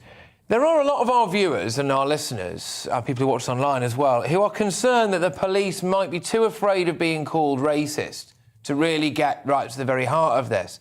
Do you think there's a bit of that going about? It's most definitely. It's exactly what happened here in Rochdale. It was all manufactured. So it starts with Gordon Brown. The memo he sent, he's a politician, he's not a trained police officer, he's not a lawyer, he's a politician. Andy Burnham, Tony Lloyd, the politicians, but these were the people who was running the police force. That's the problem. You've got politicians running the police forces. The Police and Crime Commission should be a full trained police officer, somebody who knows the job. We're putting politicians in there to run, and it's all about votes, unfortunately, for our kids. I think you make a really good point there, actually, a series of very good points. One of our viewers and listeners got in touch to say that they don't the sentences aren't enough. They say the victims get compensated. The victims have been compensated by the police, but the sort of punishment is not fitting for the perpetrators. I mean, what do you make of the kinds of punishment sentences that perpetrators often get when they have been proven to be involved in grooming gangs in a court of law? That's correct. I refer to Abdul Rauf, who received 6 years, yet he was released after 2 years, 2.5 years. So he didn't even serve over half his sentence, 2.5 years for mass child abuse. It's unreal. We need to start being more severe with these sentences. And not just the sentences, but the release conditions also. As you know, Rochdale's had a problem with having to see these abusers walking around the streets, delivering pizzas and so on, which is seen in the national media. He was, Abdul Rauf was delivering pizza for Deliveroo or someone, or Uber Eats, whichever one it was. I'm not 100% sure. But this needs preventing. This isn't looking after survivors or victims of crime. This is just forgetting about them. And that's what Rochdale and Greater Manchester Police have been doing for the last, and probation, of course, for the last 11 years. Yeah, and I'd go one step further than that as well. Look, for some of the perpetrators and some of the ones I think that were in Telford or whatever, could potentially be deported, and we're not deporting them. Get them out. I'm sorry, but if you've committed these kind of heinous crimes, and it's probably about as bad as it gets, frankly, what's the point of keeping some of these people here? But anyway, look, Billy, thank you so much. Great to have you back on the show, mate, and keep up the good work. I know there's the people all around Rochdale, Cumbria, frankly, most of the northwest, I imagine as well. Very grateful for the good work that you're doing. So cheers, Billy Howarth there, of course, of Parents Against Grooming UK. I mean, okay, I find it hard not to get really angry about this. Yeah, I mean, look, it's an issue lots of people care about. It's an issue politicians will always deflect because, as you said, there are issues of when you state some of the facts in this case, they're scared of being called racist, as are the police as well. And I think just generally speaking, and this is something I speak about a lot for people who watch regularly, the sentences for people who abuse children are just in general, let alone with grooming, are completely pathetic. And I think if somebody came into power and said, look, on day one, I'm going to make it my mission to increase sentences for child murderers or child rapists or people involved. I think so much of the public would be behind them. I mean, some of the emails we get call for the death penalty in cases like this. So that would even probably be soft, just increasing the sentence. Absolutely. And I do think as well that there's a really misguided notion of what racism is, actually. It's not racist to report the facts. It's not racist to say this thing has happened, here is the proof, and there it is. I would argue, and I've said it before now, that there's already racism involved when it comes to certain elements of the grooming gang. I do think that certain communities do view, or can view, or certain people from those communities can view young, vulnerable white girls as being lesser than, right? And I would argue that's racism, OK? And I think that, we need to give our heads a bit of a wobble here if we think that actually just talking about grooming gangs on the news or exposing certain things or saying certain truths is the actual bit that's racist here. That's not my view. Well, that's my view on it anyway, but there we go. GBViews, gbnews.uk. What do you think about all that? Yes, keep all your views coming up into our inbox. We will be reading those out very shortly. And we must actually reveal the results of the Twitter poll. We ran a poll on our Twitter asking whether what you cared more about was, or what mattered to you, was Boris Johnson resigning or the government dealing with the cost of living crisis. Well, got the results right here. So, resignation, 17.2%, whereas the cost of living crisis was the overwhelming winner with 82.8%, and that had 2,500 votes in just under an hour. So thank you very much, everyone. But that's pretty clear anyway of the people watching and listening and watching online as well. What matters more to you is about the cost of living, the money in your pocket, than it does about whether or not Boris Johnson resigns. Yeah, I mean, there are lots of people who do want him to resign, the polls show, but it's certainly that there are people who are uneasy about it, and there are people who just think it's ridiculous for a Prime Minister to resign at this time. I personally, look, I think he's running on borrowed time, let's put it that way. Yeah. I don't think he should resign at this point in time. This is the thing. And who's going to replace him? Well, yeah, this is it, isn't it? And look, you know, I copped it a bit on Twitter yesterday, actually. Maybe I was a bit blunt, but I just said Vladimir Putin is the only person who benefits if Boris goes right now. And I think the key words there for me were right now. Now, I understand that there's a rule of law, and I understand that there's morals and all of this stuff. And, you know, yes, I do think that there is a valid argument. I don't agree with it, but there is a valid argument for why Boris Johnson should stand down. But those aren't the only things at play at the minute, are they? Those aren't the only things on the table. There are geopolitical issues. It's all very well and good saying, yes, we managed to change leaders during various other wars. That's fine. It doesn't mean we should definitely do it now, does it? And Boris Johnson's relationship at the moment with Kiev and with Zelensky has been actually right at the forefront, in my opinion anyway, of stopping a much larger European-wide conflict. So, yes, I don't think he should go now, and I do think Vladimir Putin would be the main beneficiary if he does. Well, people have been emailing in saying that he's led us through the pandemic, and now he's being very leaderly and leadership. He's being a leader in this Ukraine conflict across Europe, actually. Obviously, very good relationship with President Volodymyr Zelensky. They've got a point, I have to say, but I do think he's living on borrowed time, and I don't think we'll have him for too much longer, shall we say. Well, we'll have to wait and see about all of that. But, hey, there's never a dull moment in Downing Street, is there, I suppose? Anyway, GBViews, gbnews.uk. Keep these views coming in, ladies and gents. And we're going to be asking, after the break, what the government should be doing to protect our jobs from redundancy with a universal basic income. So loads of people getting in touch about this universal basic income. We'll have that after the break. Hello again, I'm Aidan McGivern from the Met Office. Many places will be warmer and drier compared to yesterday. Also a little brighter with some sunny spells, but also a scattering of heavy showers, particularly for southern parts of the UK. Low pressure still close by. It's moving away, and these weather fronts are, well, departing the northeast of Scotland, but still a lot of cloud and further outbreaks of rain for the Northern Isles, for parts of Caithness into Aberdeenshire, the Murray Coast, where it will feel on the cool side. But elsewhere, brighter and warmer compared to Tuesday. But as temperatures rise, we'll see a few heavy downpours, particularly for parts of Northern Ireland, into central and southern England, South Wales as well. These showers will be slow moving in places, could be quite torrential at times. 20 Celsius the high in the southeast. I think a warmer day to come with mid-teens further north, but staying on the cold side in the northeast of Scotland, where there'll be a lot of cloud and some outbreaks of rain and drizzle continuing overnight. Some mistiness around coasts and increasingly misty, murky conditions around the Irish sea coast into the south coast. Low cloud creeping inland overnight. So some gloomy conditions about first thing tomorrow.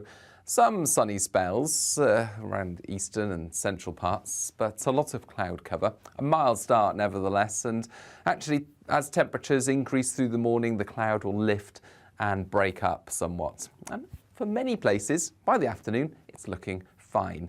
A lot of dry and bright weather, and a little warmer once again, 21 or 22 Celsius in the southeast. We're looking at 14 for Glasgow, 13 for Belfast, and for the vast majority it's dry, but for Northern Ireland, for Western Scotland, here the cloud thickens. We'll see some outbreaks of mainly light rain and drizzle approach from the west, but that's really the extent of the rainfall on Thursday, apart from the odd shower possible over East Anglia and Lincolnshire.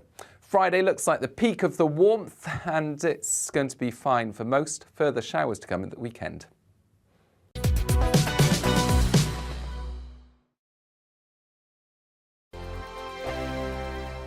Hello, I'm Michelle Dewberry, and you can join me every weekday 6 till 7 on Jubes and Kerr. Me and my panel will get stuck right into the day's events, and I can tell you, in fact, I can warn you, expect some robust debate, some strong opinions and perspectives from both sides of the fence. It's about you at home as well. I love to read out all of your comments, or at least as many as I can. So join me, Michelle Dewberry, Monday to Friday, 6 till 7 on Jubes and Kerr.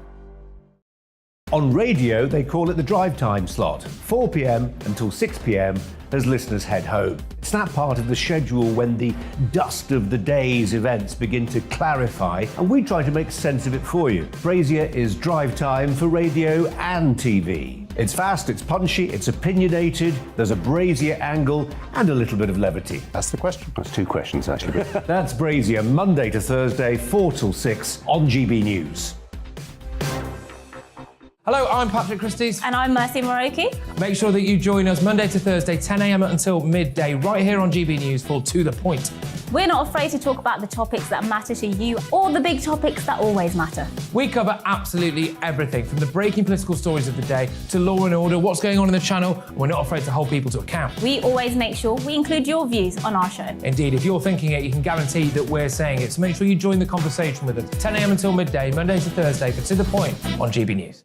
I'm Dan Wootton. Join me Monday to Thursday from 9 to 11 for the feistiest and most fun news debate on TV, where free speech reigns. I'll bring you a sharp take on the day's biggest stories, bombshell newsmaker interviews, and A-list guests.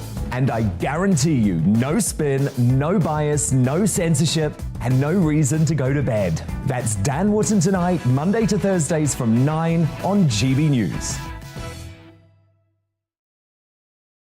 Where would you like to go? Just take me to the studio, please, mate. You know where you're going. I've got a show to do. Friday Night Feast on GB News, 7 p.m. And it's like nothing you've ever seen before. We take a different angle on the week's biggest news stories. The viewers and listeners sent me some absolutely mad challenges to do. We tried to rehome a rescue dog. And yes, there's some other wacky stuff in there as well. I feel like I could take on the world. Well, that's that. Friday Night Feast with me, Patrick Christys, every Friday, 7 till 9 p.m. on GB News. Be there. Every night at 11 on GB News, we bring you the next day's stories the day before. It's basically like time travel. If it's a big story, we'll cover it, guaranteed. But we'll also have some fun along the way. Big opinions, big laughs. Sometimes big hair. This is Headliners, the paper review show that won't send you to sleep like the others will. 11 p.m, 7 nights a week. Join us.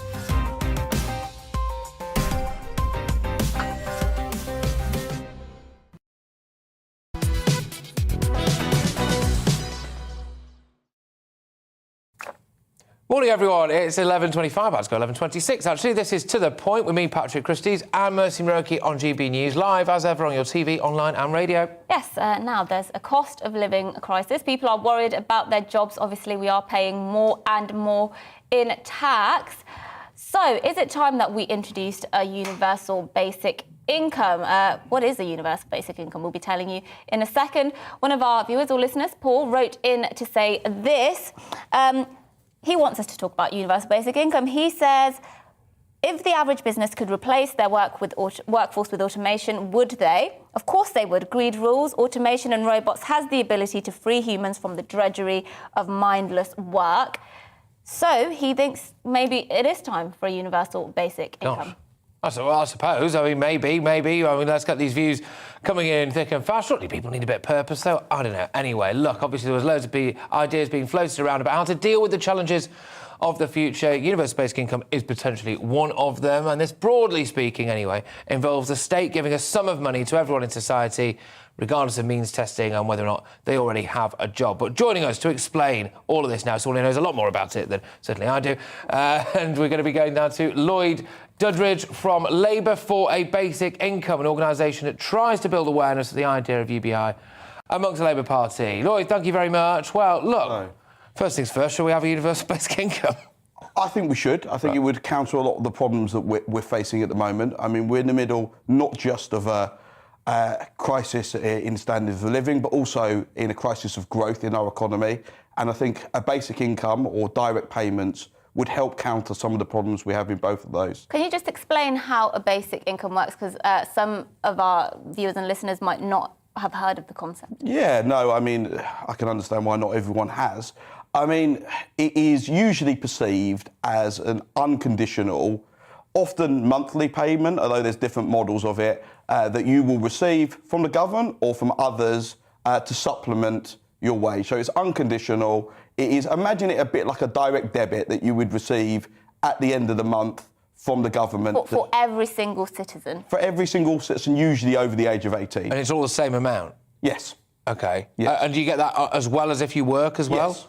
Yes. OK. Very much so. So tell us the pros and cons of this, because I have quite strong feelings against UBI, because I think actually what we should do, if we have this big pot of money, we should give more to the neediest rather than split it out between everybody else, because everybody would just end up getting a smaller sum. So walk me through why that's not a valid argument.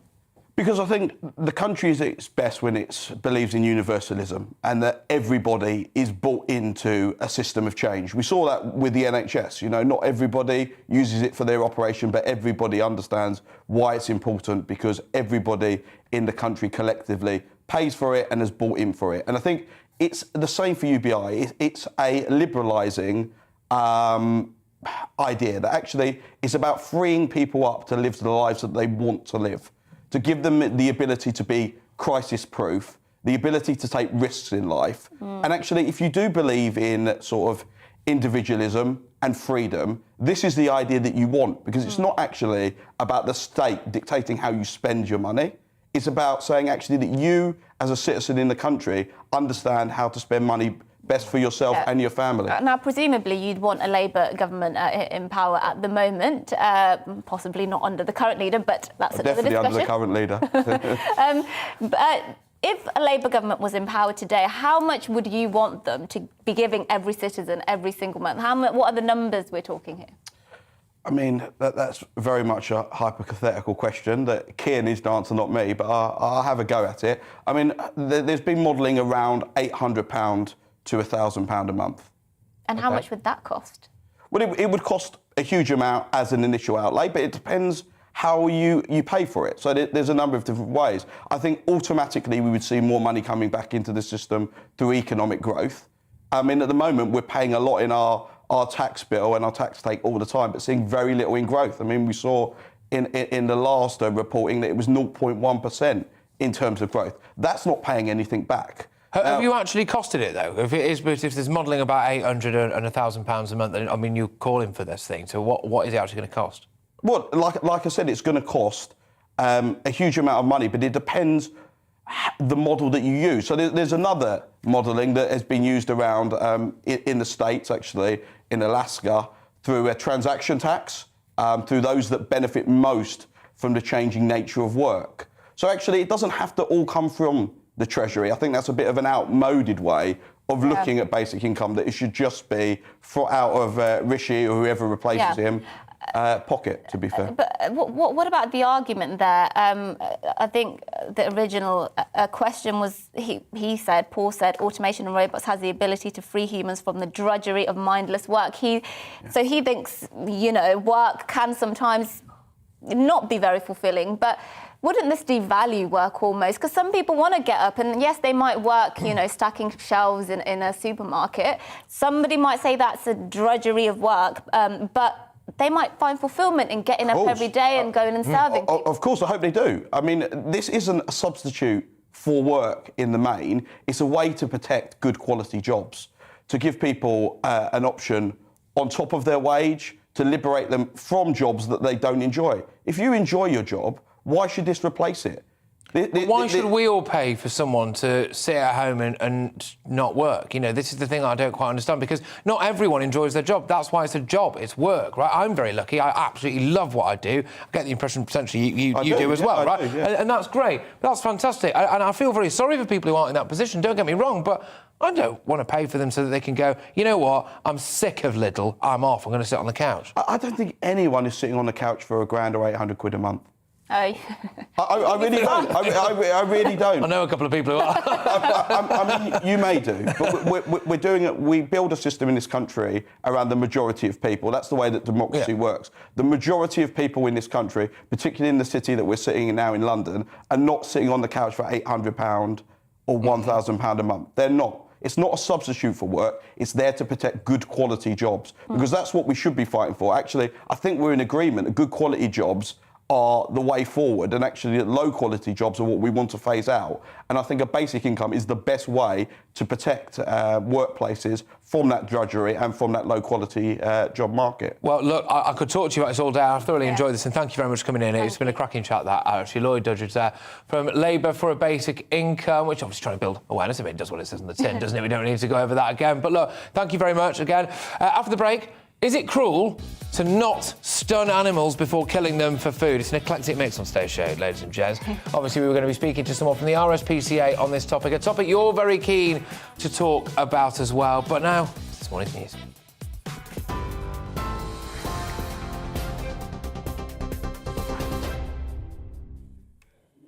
Good morning, it's 11:33. I'm Rosie Wright, here to keep you up to date on GB News.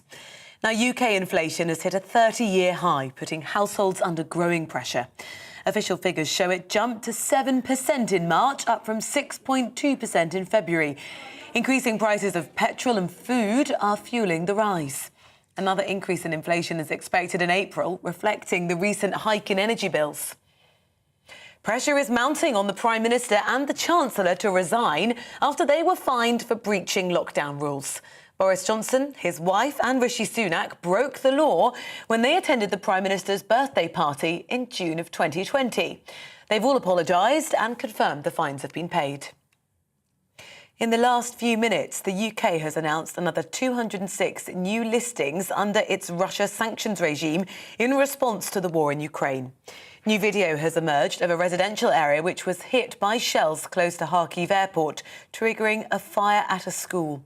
Several buildings were also damaged. The governor of the region says 7 civilians have been killed and 22 wounded in the past 24 hours. Fierce fighting is also said to be ongoing in other eastern areas of Ukraine, where the Russian forces have regrouped. The terrorist who murdered Sir David Amess is being sentenced at the Old Bailey. Ali Harbi Ali killed the Conservative MP in Leigh-on-Sea in October last year. The judge, Mr Justice Sweeney, could impose a whole life sentence, which means the 26-year-old would never be released. A manhunt is underway in New York for a 62-year-old believed to be responsible for yesterday's shooting in a subway station. Frank James has been identified as a person of interest. 10 people were hit directly by gunfire. 5 are in a critical but stable condition. 13 others were injured. You're up to date. We're on your TV, online and DAB+ radio. Don't go anywhere. Patrick and Mercy will be back in a moment.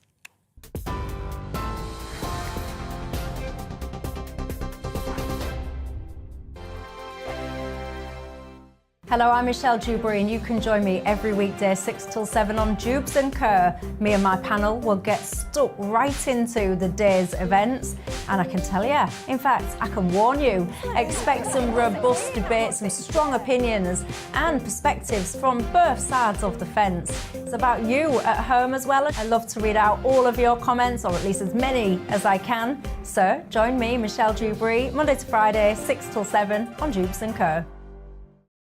On radio, they call it the drive time slot, 4 p.m. until 6 p.m.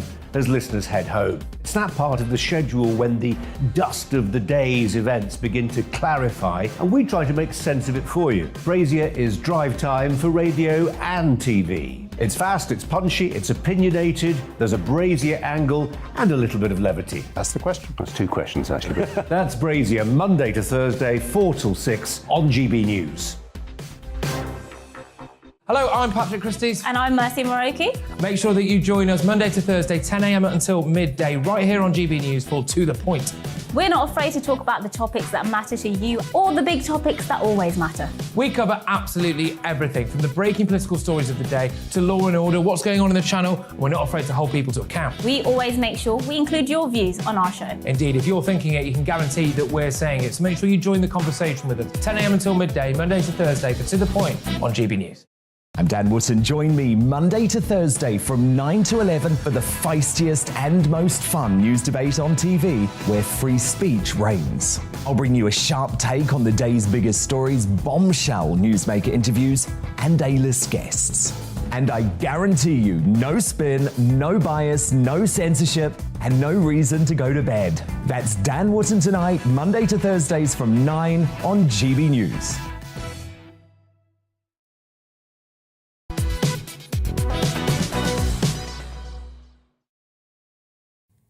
Good morning. It's just about to go 11:38, and this is To The Point with me, Mercy Muroki, and Patrick Christys on GB News, live on your TV, online and radio.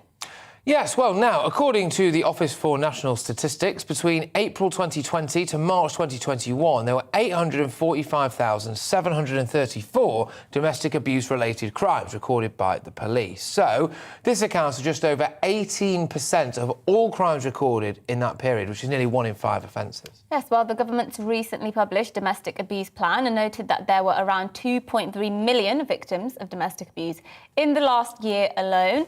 Debbie from North Southampton, my town there, got in touch and said this. Please talk about what is being done to tackle domestic violence. Lockdown kept lots of victims stuck at home with their abusers. The numbers have shot up. We need to be talking about this and doing something about it too. Many women need help. And of course, it's not just women, is it? It's often children involved. And we have seen horrific cases, sometimes men too. We have seen horrific cases of some children who were, abused during lockdown. Terrible. Terrible stuff. Well, some people are working to solve these problems, OK? So those experiencing domestic abuse can now walk into any HSBC bank in the UK and access a safe space where they can seek specialist support and advice. Now, this was launched by the domestic abuse charity Hestia, and it's part of the UK Says No More campaign. The Safe Spaces scheme is supported by funding raised by players of the People's Postcode Lottery. Yes, well, we're delighted to be joined by Jo Tilley-Riley, Director of Fundraising and Communications at that charity, Hestia, aiming to end domestic abuse and modern slavery. Thank you for joining us this morning.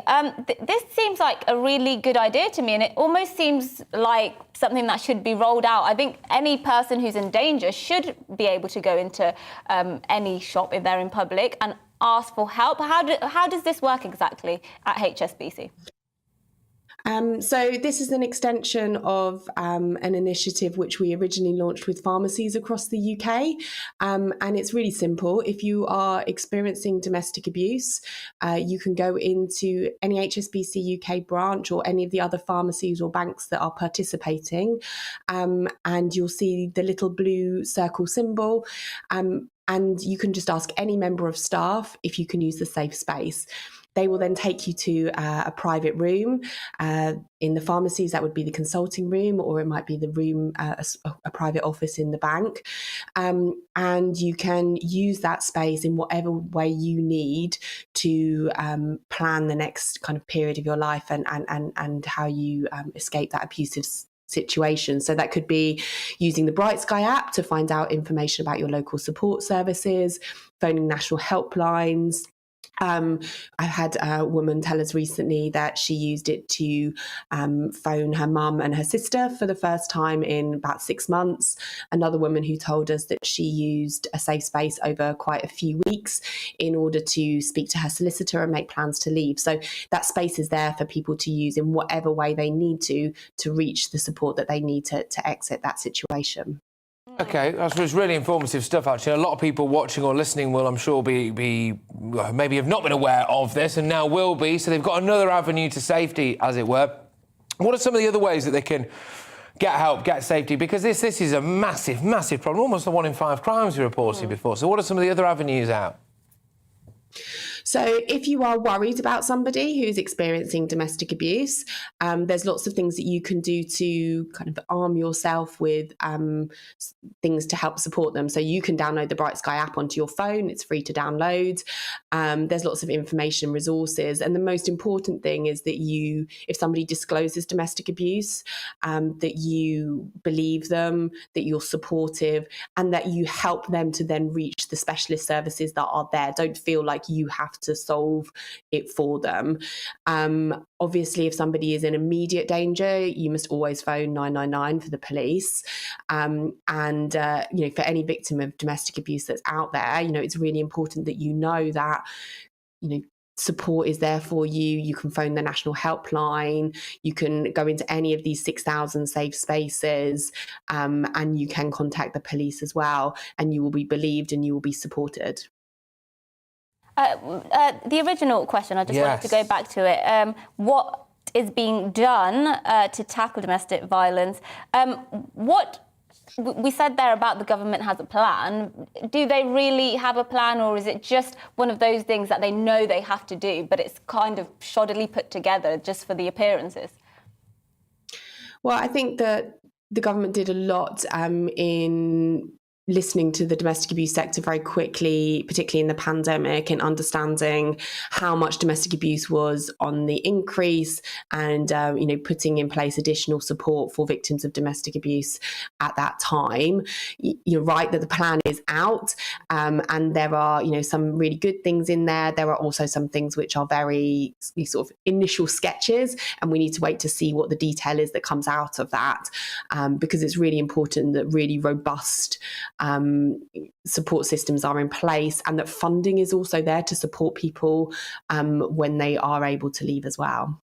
Well, look, thank you so much for coming on and for talking us through it, but also answering a lot of our viewers' questions and our viewers' points about what can be done and how women can get help, etc. It's really important stuff. So thank you very, very much. Jo Tilley-Riley there, Director of Fundraising and Communication at Hestia, which is a charity that aims to end domestic abuse and modern slavery. But we're going to move away from that now, aren't we? Yes, we are. This is a topic that doesn't always make headlines, but our viewers have been telling us they care about it because it's controversial, and it's to do with religious freedoms and religious exceptions for things. It's non-stun slaughter of animals for food. Figures from the Food Standards Agency from 2018 showed 94 million cattle, sheep and poultry were slaughtered in England without being pre-stunned. Well, a GBNews viewer, Tom, got in touch and said, please can we discuss the taboo subject of the legalised non-stun slaughter? At the moment in the UK, all animals do have to be stunned, but there are religious exceptions. So halal, for example, and kosher meat, they do not have to stun animals for that. And the reason they have to be stunned is so that they're supposedly unable to feel pain when they're being slaughtered for food. Yeah. Absolutely, and I know a lot of people have got very, very strong views on halal meat and kosher meat as well. We're joined now by Emma Slavinsky, Head of Policy and Advocacy at the RSPCA, who've been campaigning against the practice for a number of years. Why is it... Well, no, actually, let me rephrase this. If an animal isn't stunned before it's slaughtered, does it suffer more? Yes, absolutely. That's unequivocal. The science is really, really clear.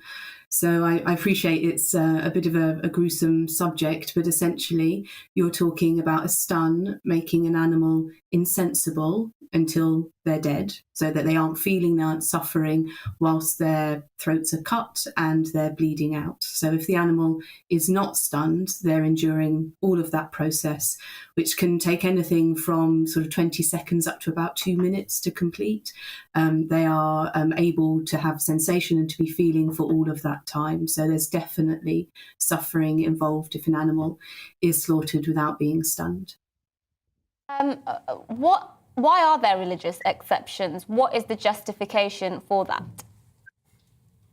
Well, I think you would probably need a scholar to go into the detail for you. And just to be absolutely clear, non-stun slaughter and religious slaughter are not interchangeable terms.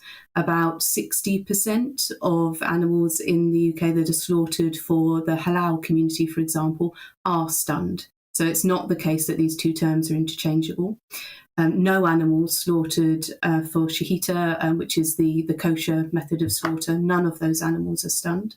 And overall, as you said, we're talking about around 90 million animals every year. So it's a very significant number. And what we've seen with the animals slaughtered for halal communities who are stunned, it's about having the confidence that that stun is recoverable. So essentially, if you stunned that animal and then you left them alone, you didn't make the cut to the throat, that animal would eventually regain consciousness and be okay. And that seems to be how stunning becomes acceptable under the halal methodology. So we know it can be done, and there is lots of really good work going on with religious communities to increase that number from the 60% and hopefully take that wider. But we should be absolutely clear, this is about priorities, and the RSPCA absolutely supports religious freedom, but our priority is animal welfare. So for us, slaughter without stunning is unacceptable. Look, absolutely. But one way to potentially change things is for people to vote with their wallets, in a sense, really. And if people didn't like the idea that they were eating an animal that hadn't been stunned before it was slaughtered, then they could not buy it. And eventually, if enough people did that... But how would you know, actually? And this is the question, thing. Yeah. How do you know? Is there labelling on it? Does it have to say it's halal or kosher? No, it doesn't. And this is something we would really support, would be a change to make sure that there was clear labelling. The derogation at the moment says that you can you can slaughter an animal without stunning for specific communities. So it's supposed to be a sort of slaughter to order kind of method, if you like, so that there aren't excess animals slaughtered without stunning, more than are needed by that community. And that system at the moment is broken. It doesn't work. There are more animals slaughtered without stunning than are required by those communities. So we'd really like to see that tightened up. For example, we don't think that any animals should be slaughtered without stunning for export. We should be limiting the numbers as tightly as we can. So, no export, really tightening up on that derogation to make sure that it's only the required amount, no excess, and for it all to be labelled so that people are making a conscious choice. All right, Emma. Thank you very much. Sorry, we're just running out of time there, but Emma Slavinsky, there, Head of Policy and Advocacy at the RSPCA, discussing that no stun slaughter. Thank you so much for coming on the show. It's an action-packed finale, to the show. So let's end the programme with something so many of our viewers and listeners really, really care about. It's the cost of living crisis. It's your bills, the rising prices. Everything's getting more expensive.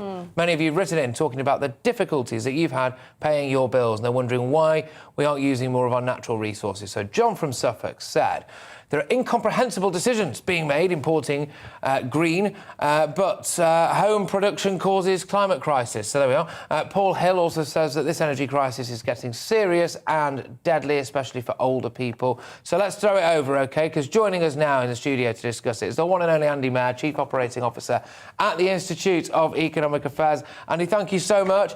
Well, you heard the man there. He thinks we should be using the resources under our feet. Why aren't we?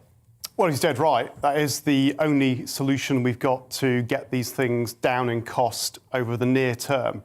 The other being these trade deals that the Prime Minister is going around the world trying to set up. The reason we're not is because for the last 5 to 10 years, there's been an ideological campaign running, really saying, leave it in the ground, that the only way to achieve our climate goals is to not use our domestic resources and to lead the world doing that. So we're seeing a huge U-turn going on in the machinery of government at the moment, where the politicians have suddenly realised they've created this cost of living crisis, at least in the energy space. They've now got to do something about it. And none of those decisions are easy or fast. No, not at all. And is there massive or any at all over-exaggeration in terms of some of the climate catastrophism that goes on, catastrophizing? I noticed you've got polar bears on your tie there, and ice caps. We were told that ice caps were going to melt in a few years, just in the 2010s. They have not melted, as far as I'm aware, not completely anyway. Is there some climate catastrophism going on? Well, there is, but we also need to be a little bit careful about commenting too much on the climate science, because there are just a range of scenarios. Nobody actually knows what the exact outcome of global warming will be, only that there's a scientific consensus that it is taking place. So, yes, there are some groups like Extinction Rebellion and Just Stop Oil that are telling us that everything is doomed now and it's already too late, which is just unhelpful. I mean, we are clearly going to do stuff and tackle global warming through technological change, and these groups are living in a more ideological space, which is frankly more like an Armageddon cult. What about things like fracking, though? Talk about that. Some people tell horror stories, don't they? Oh, there'll be earthquakes. There'll be earthquakes, will there? So the issue on earth movement is something that's common to all heavy industrial activity that takes place and engages with the subsoil. And in fracking's case, it engages about 1 kilometre to 3 kilometres down. So if you cause a significant seismic tremor down there, you will cause some movement on the surface. And the regulatory issue was that the government decided to put in place stricter standards than it implies to any other industry, so construction, mining, and that kind of thing. So really, the issue is, can fracking be done safely? The answer is yes. We've got the record of the US to prove that. Can it be done here? Yes. We're still mostly an empty country, despite what people seem to believe. And can it be done in a way that's not going to impact on people and cause harm and damage? Clearly it can, but the regulatory regime needs to be appropriate and proportionate. Yeah, exactly. Now, you're a man of many hats, Andy, because you're not just a kind of energy expert, also you're big in the economic world as well. And I want you to talk to me a little bit about inflation, because, I don't claim to be an economic expert, and if I did, I'd get seen straight through immediately. But what's going on with this inflation? It's going up and up and up, isn't it? Well, it's going up at the moment, and it's accurately reflecting what's happening in global supply chains. So energy's at the root of everything. We know in the inflation figures that have just come out at about 7%, that energy accounts for somewhere between 1 to 2% of that. But it also accounts for inflation in all of the supply chains, particularly in manufacturing. So if you're producing concrete, steel, epoxy resins, chemicals, these kind of things, then energy is a very large part of your costs. And those are all the things that are needed to make things like, say, wind turbines. Right. So we've got global inflation going on in wind turbines, solar panels, nuclear power, everything else. And it's just a horrible circle that will correct itself. Yeah. Demand and supply will adjust. The market will work. But only if governments get out of the way and allow it to happen and not try to help too much. Yeah, Andy, thank you very, very much. And I think from one natty tie-wearing man to another, there's been mixed reviews on this so far, ladies and gents, I must say. But no, I think yours is fantastic. Andy Mayer there, of course, COO at the IEA, which is actually quite difficult to say. But yes, there we go. Right, we've not got too long left now, have we? Should we do a couple of views? Or we've not got time? Yes, GBNews, let's go to those.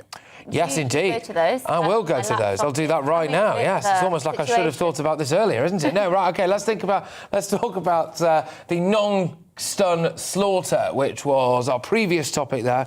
The media goes mad if it hears that someone has been offered there we go. Yeah, the media goes mad if it hears that someone who's a Jewish faith or a Muslim faith, for example, was offered, or rather given, I suppose, non-kosher or non-halal meat, or if a vegetarian or a vegan is, not force-fed meat, but, it's slipped into their diet or something. Maybe we should do the same when it comes to the halal and the kosher meat. We should label it. And I think there's definitely a point in there somewhere, Karen, because I think people should be aware of what it is they're eating, right? They should be aware. It's all very well and good sticking calories on menus, isn't it? But I want to know whether or not I'm surprised, actually, that our guest we spoke to from the RSPCA said there's no legal requirement to label whether an animal has been stunned or not, or whether it's... I'm sure there is a legal requirement for halal. That's the impression I was under anyway. But I think just a couple more. Yes, just a couple more. Let's do that. Ban halal meat. That's a bit extreme, I think. From Mary, banning everything. But yes, and yes, there's a lot of people about whether or not we should. Boris Johnson should be going. Really, we did run a Twitter poll on that, didn't we? And a staggering 82% of you thought that you cared more about the fact that the cost of living crisis is really hitting home, as opposed, of course, to Boris Johnson resigning. But we want to finish with something else, don't we? Yes. Well, of course, here at GBNews and everywhere else, everybody works in a team, right? We're a family. We're a massively dysfunctional family, but we're a family, yeah. Well, one of our team members, Rob, is finally graduating. He had to wait 2 years because of the pandemic. So to say thank you to Rob for his hard work behind the scenes, and congratulations, we're showing his picture. We're ending. Absolutely, and some proud family there as well. Well done, Rob. Good stuff, mate. Well done. That's it from us now, though, ladies and gentlemen. That's it from us here at To The Point. But stay tuned, because up next we've got the briefing with the one and only Darren McCaffrey. Stay tuned. Hello again, I'm Aidan McGivern from the Met Office. Many places will be warmer and drier compared to yesterday. Also a little brighter with some sunny spells, but also a scattering of heavy showers, particularly for southern parts of the UK. Low pressure still close by. It's moving away, and these weather fronts are, departing the northeast of Scotland, but still a lot of cloud and further outbreaks of rain for the Northern Isles, for parts of Caithness into Aberdeenshire, the Murray Coast, where it will feel on the cool side. But elsewhere, brighter and warmer compared to Tuesday. But as temperatures rise, we'll see a few heavy downpours, particularly for parts of Northern Ireland, into central and southern England, South Wales as well. These showers will be slow moving in places, could be quite torrential at times. 20 Celsius the high in the southeast. I think a warmer day to come with mid-teens further north, but staying on the cold side in the northeast of Scotland, where there'll be a lot of cloud and some outbreaks of rain and drizzle continuing overnight. Some mistiness around coasts and increasingly misty, murky conditions around the Irish sea coast into the south coast. Low cloud creeping inland overnight. So some gloomy conditions about first thing tomorrow. Some sunny spells around eastern and central parts, but a lot of cloud cover. A mild start nevertheless, and actually as temperatures increase through the morning, the cloud will lift and break up somewhat. And for many places, by the afternoon, it's looking fine.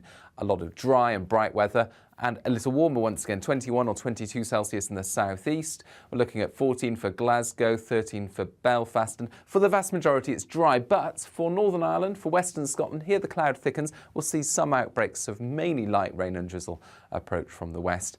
But that's really the extent of the rainfall on Thursday, apart from the odd shower possible over East Anglia and Lincolnshire. Friday looks like the peak of the warmth, and it's going to be fine for most. Further showers to come in the weekend.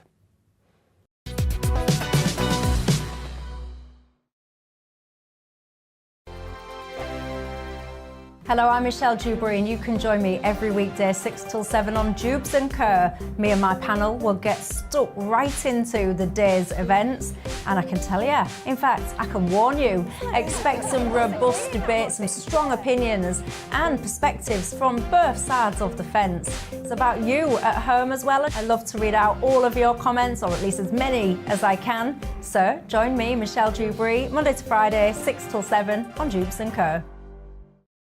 On radio, they call it the drive time slot, 4 p.m. until 6 p.m.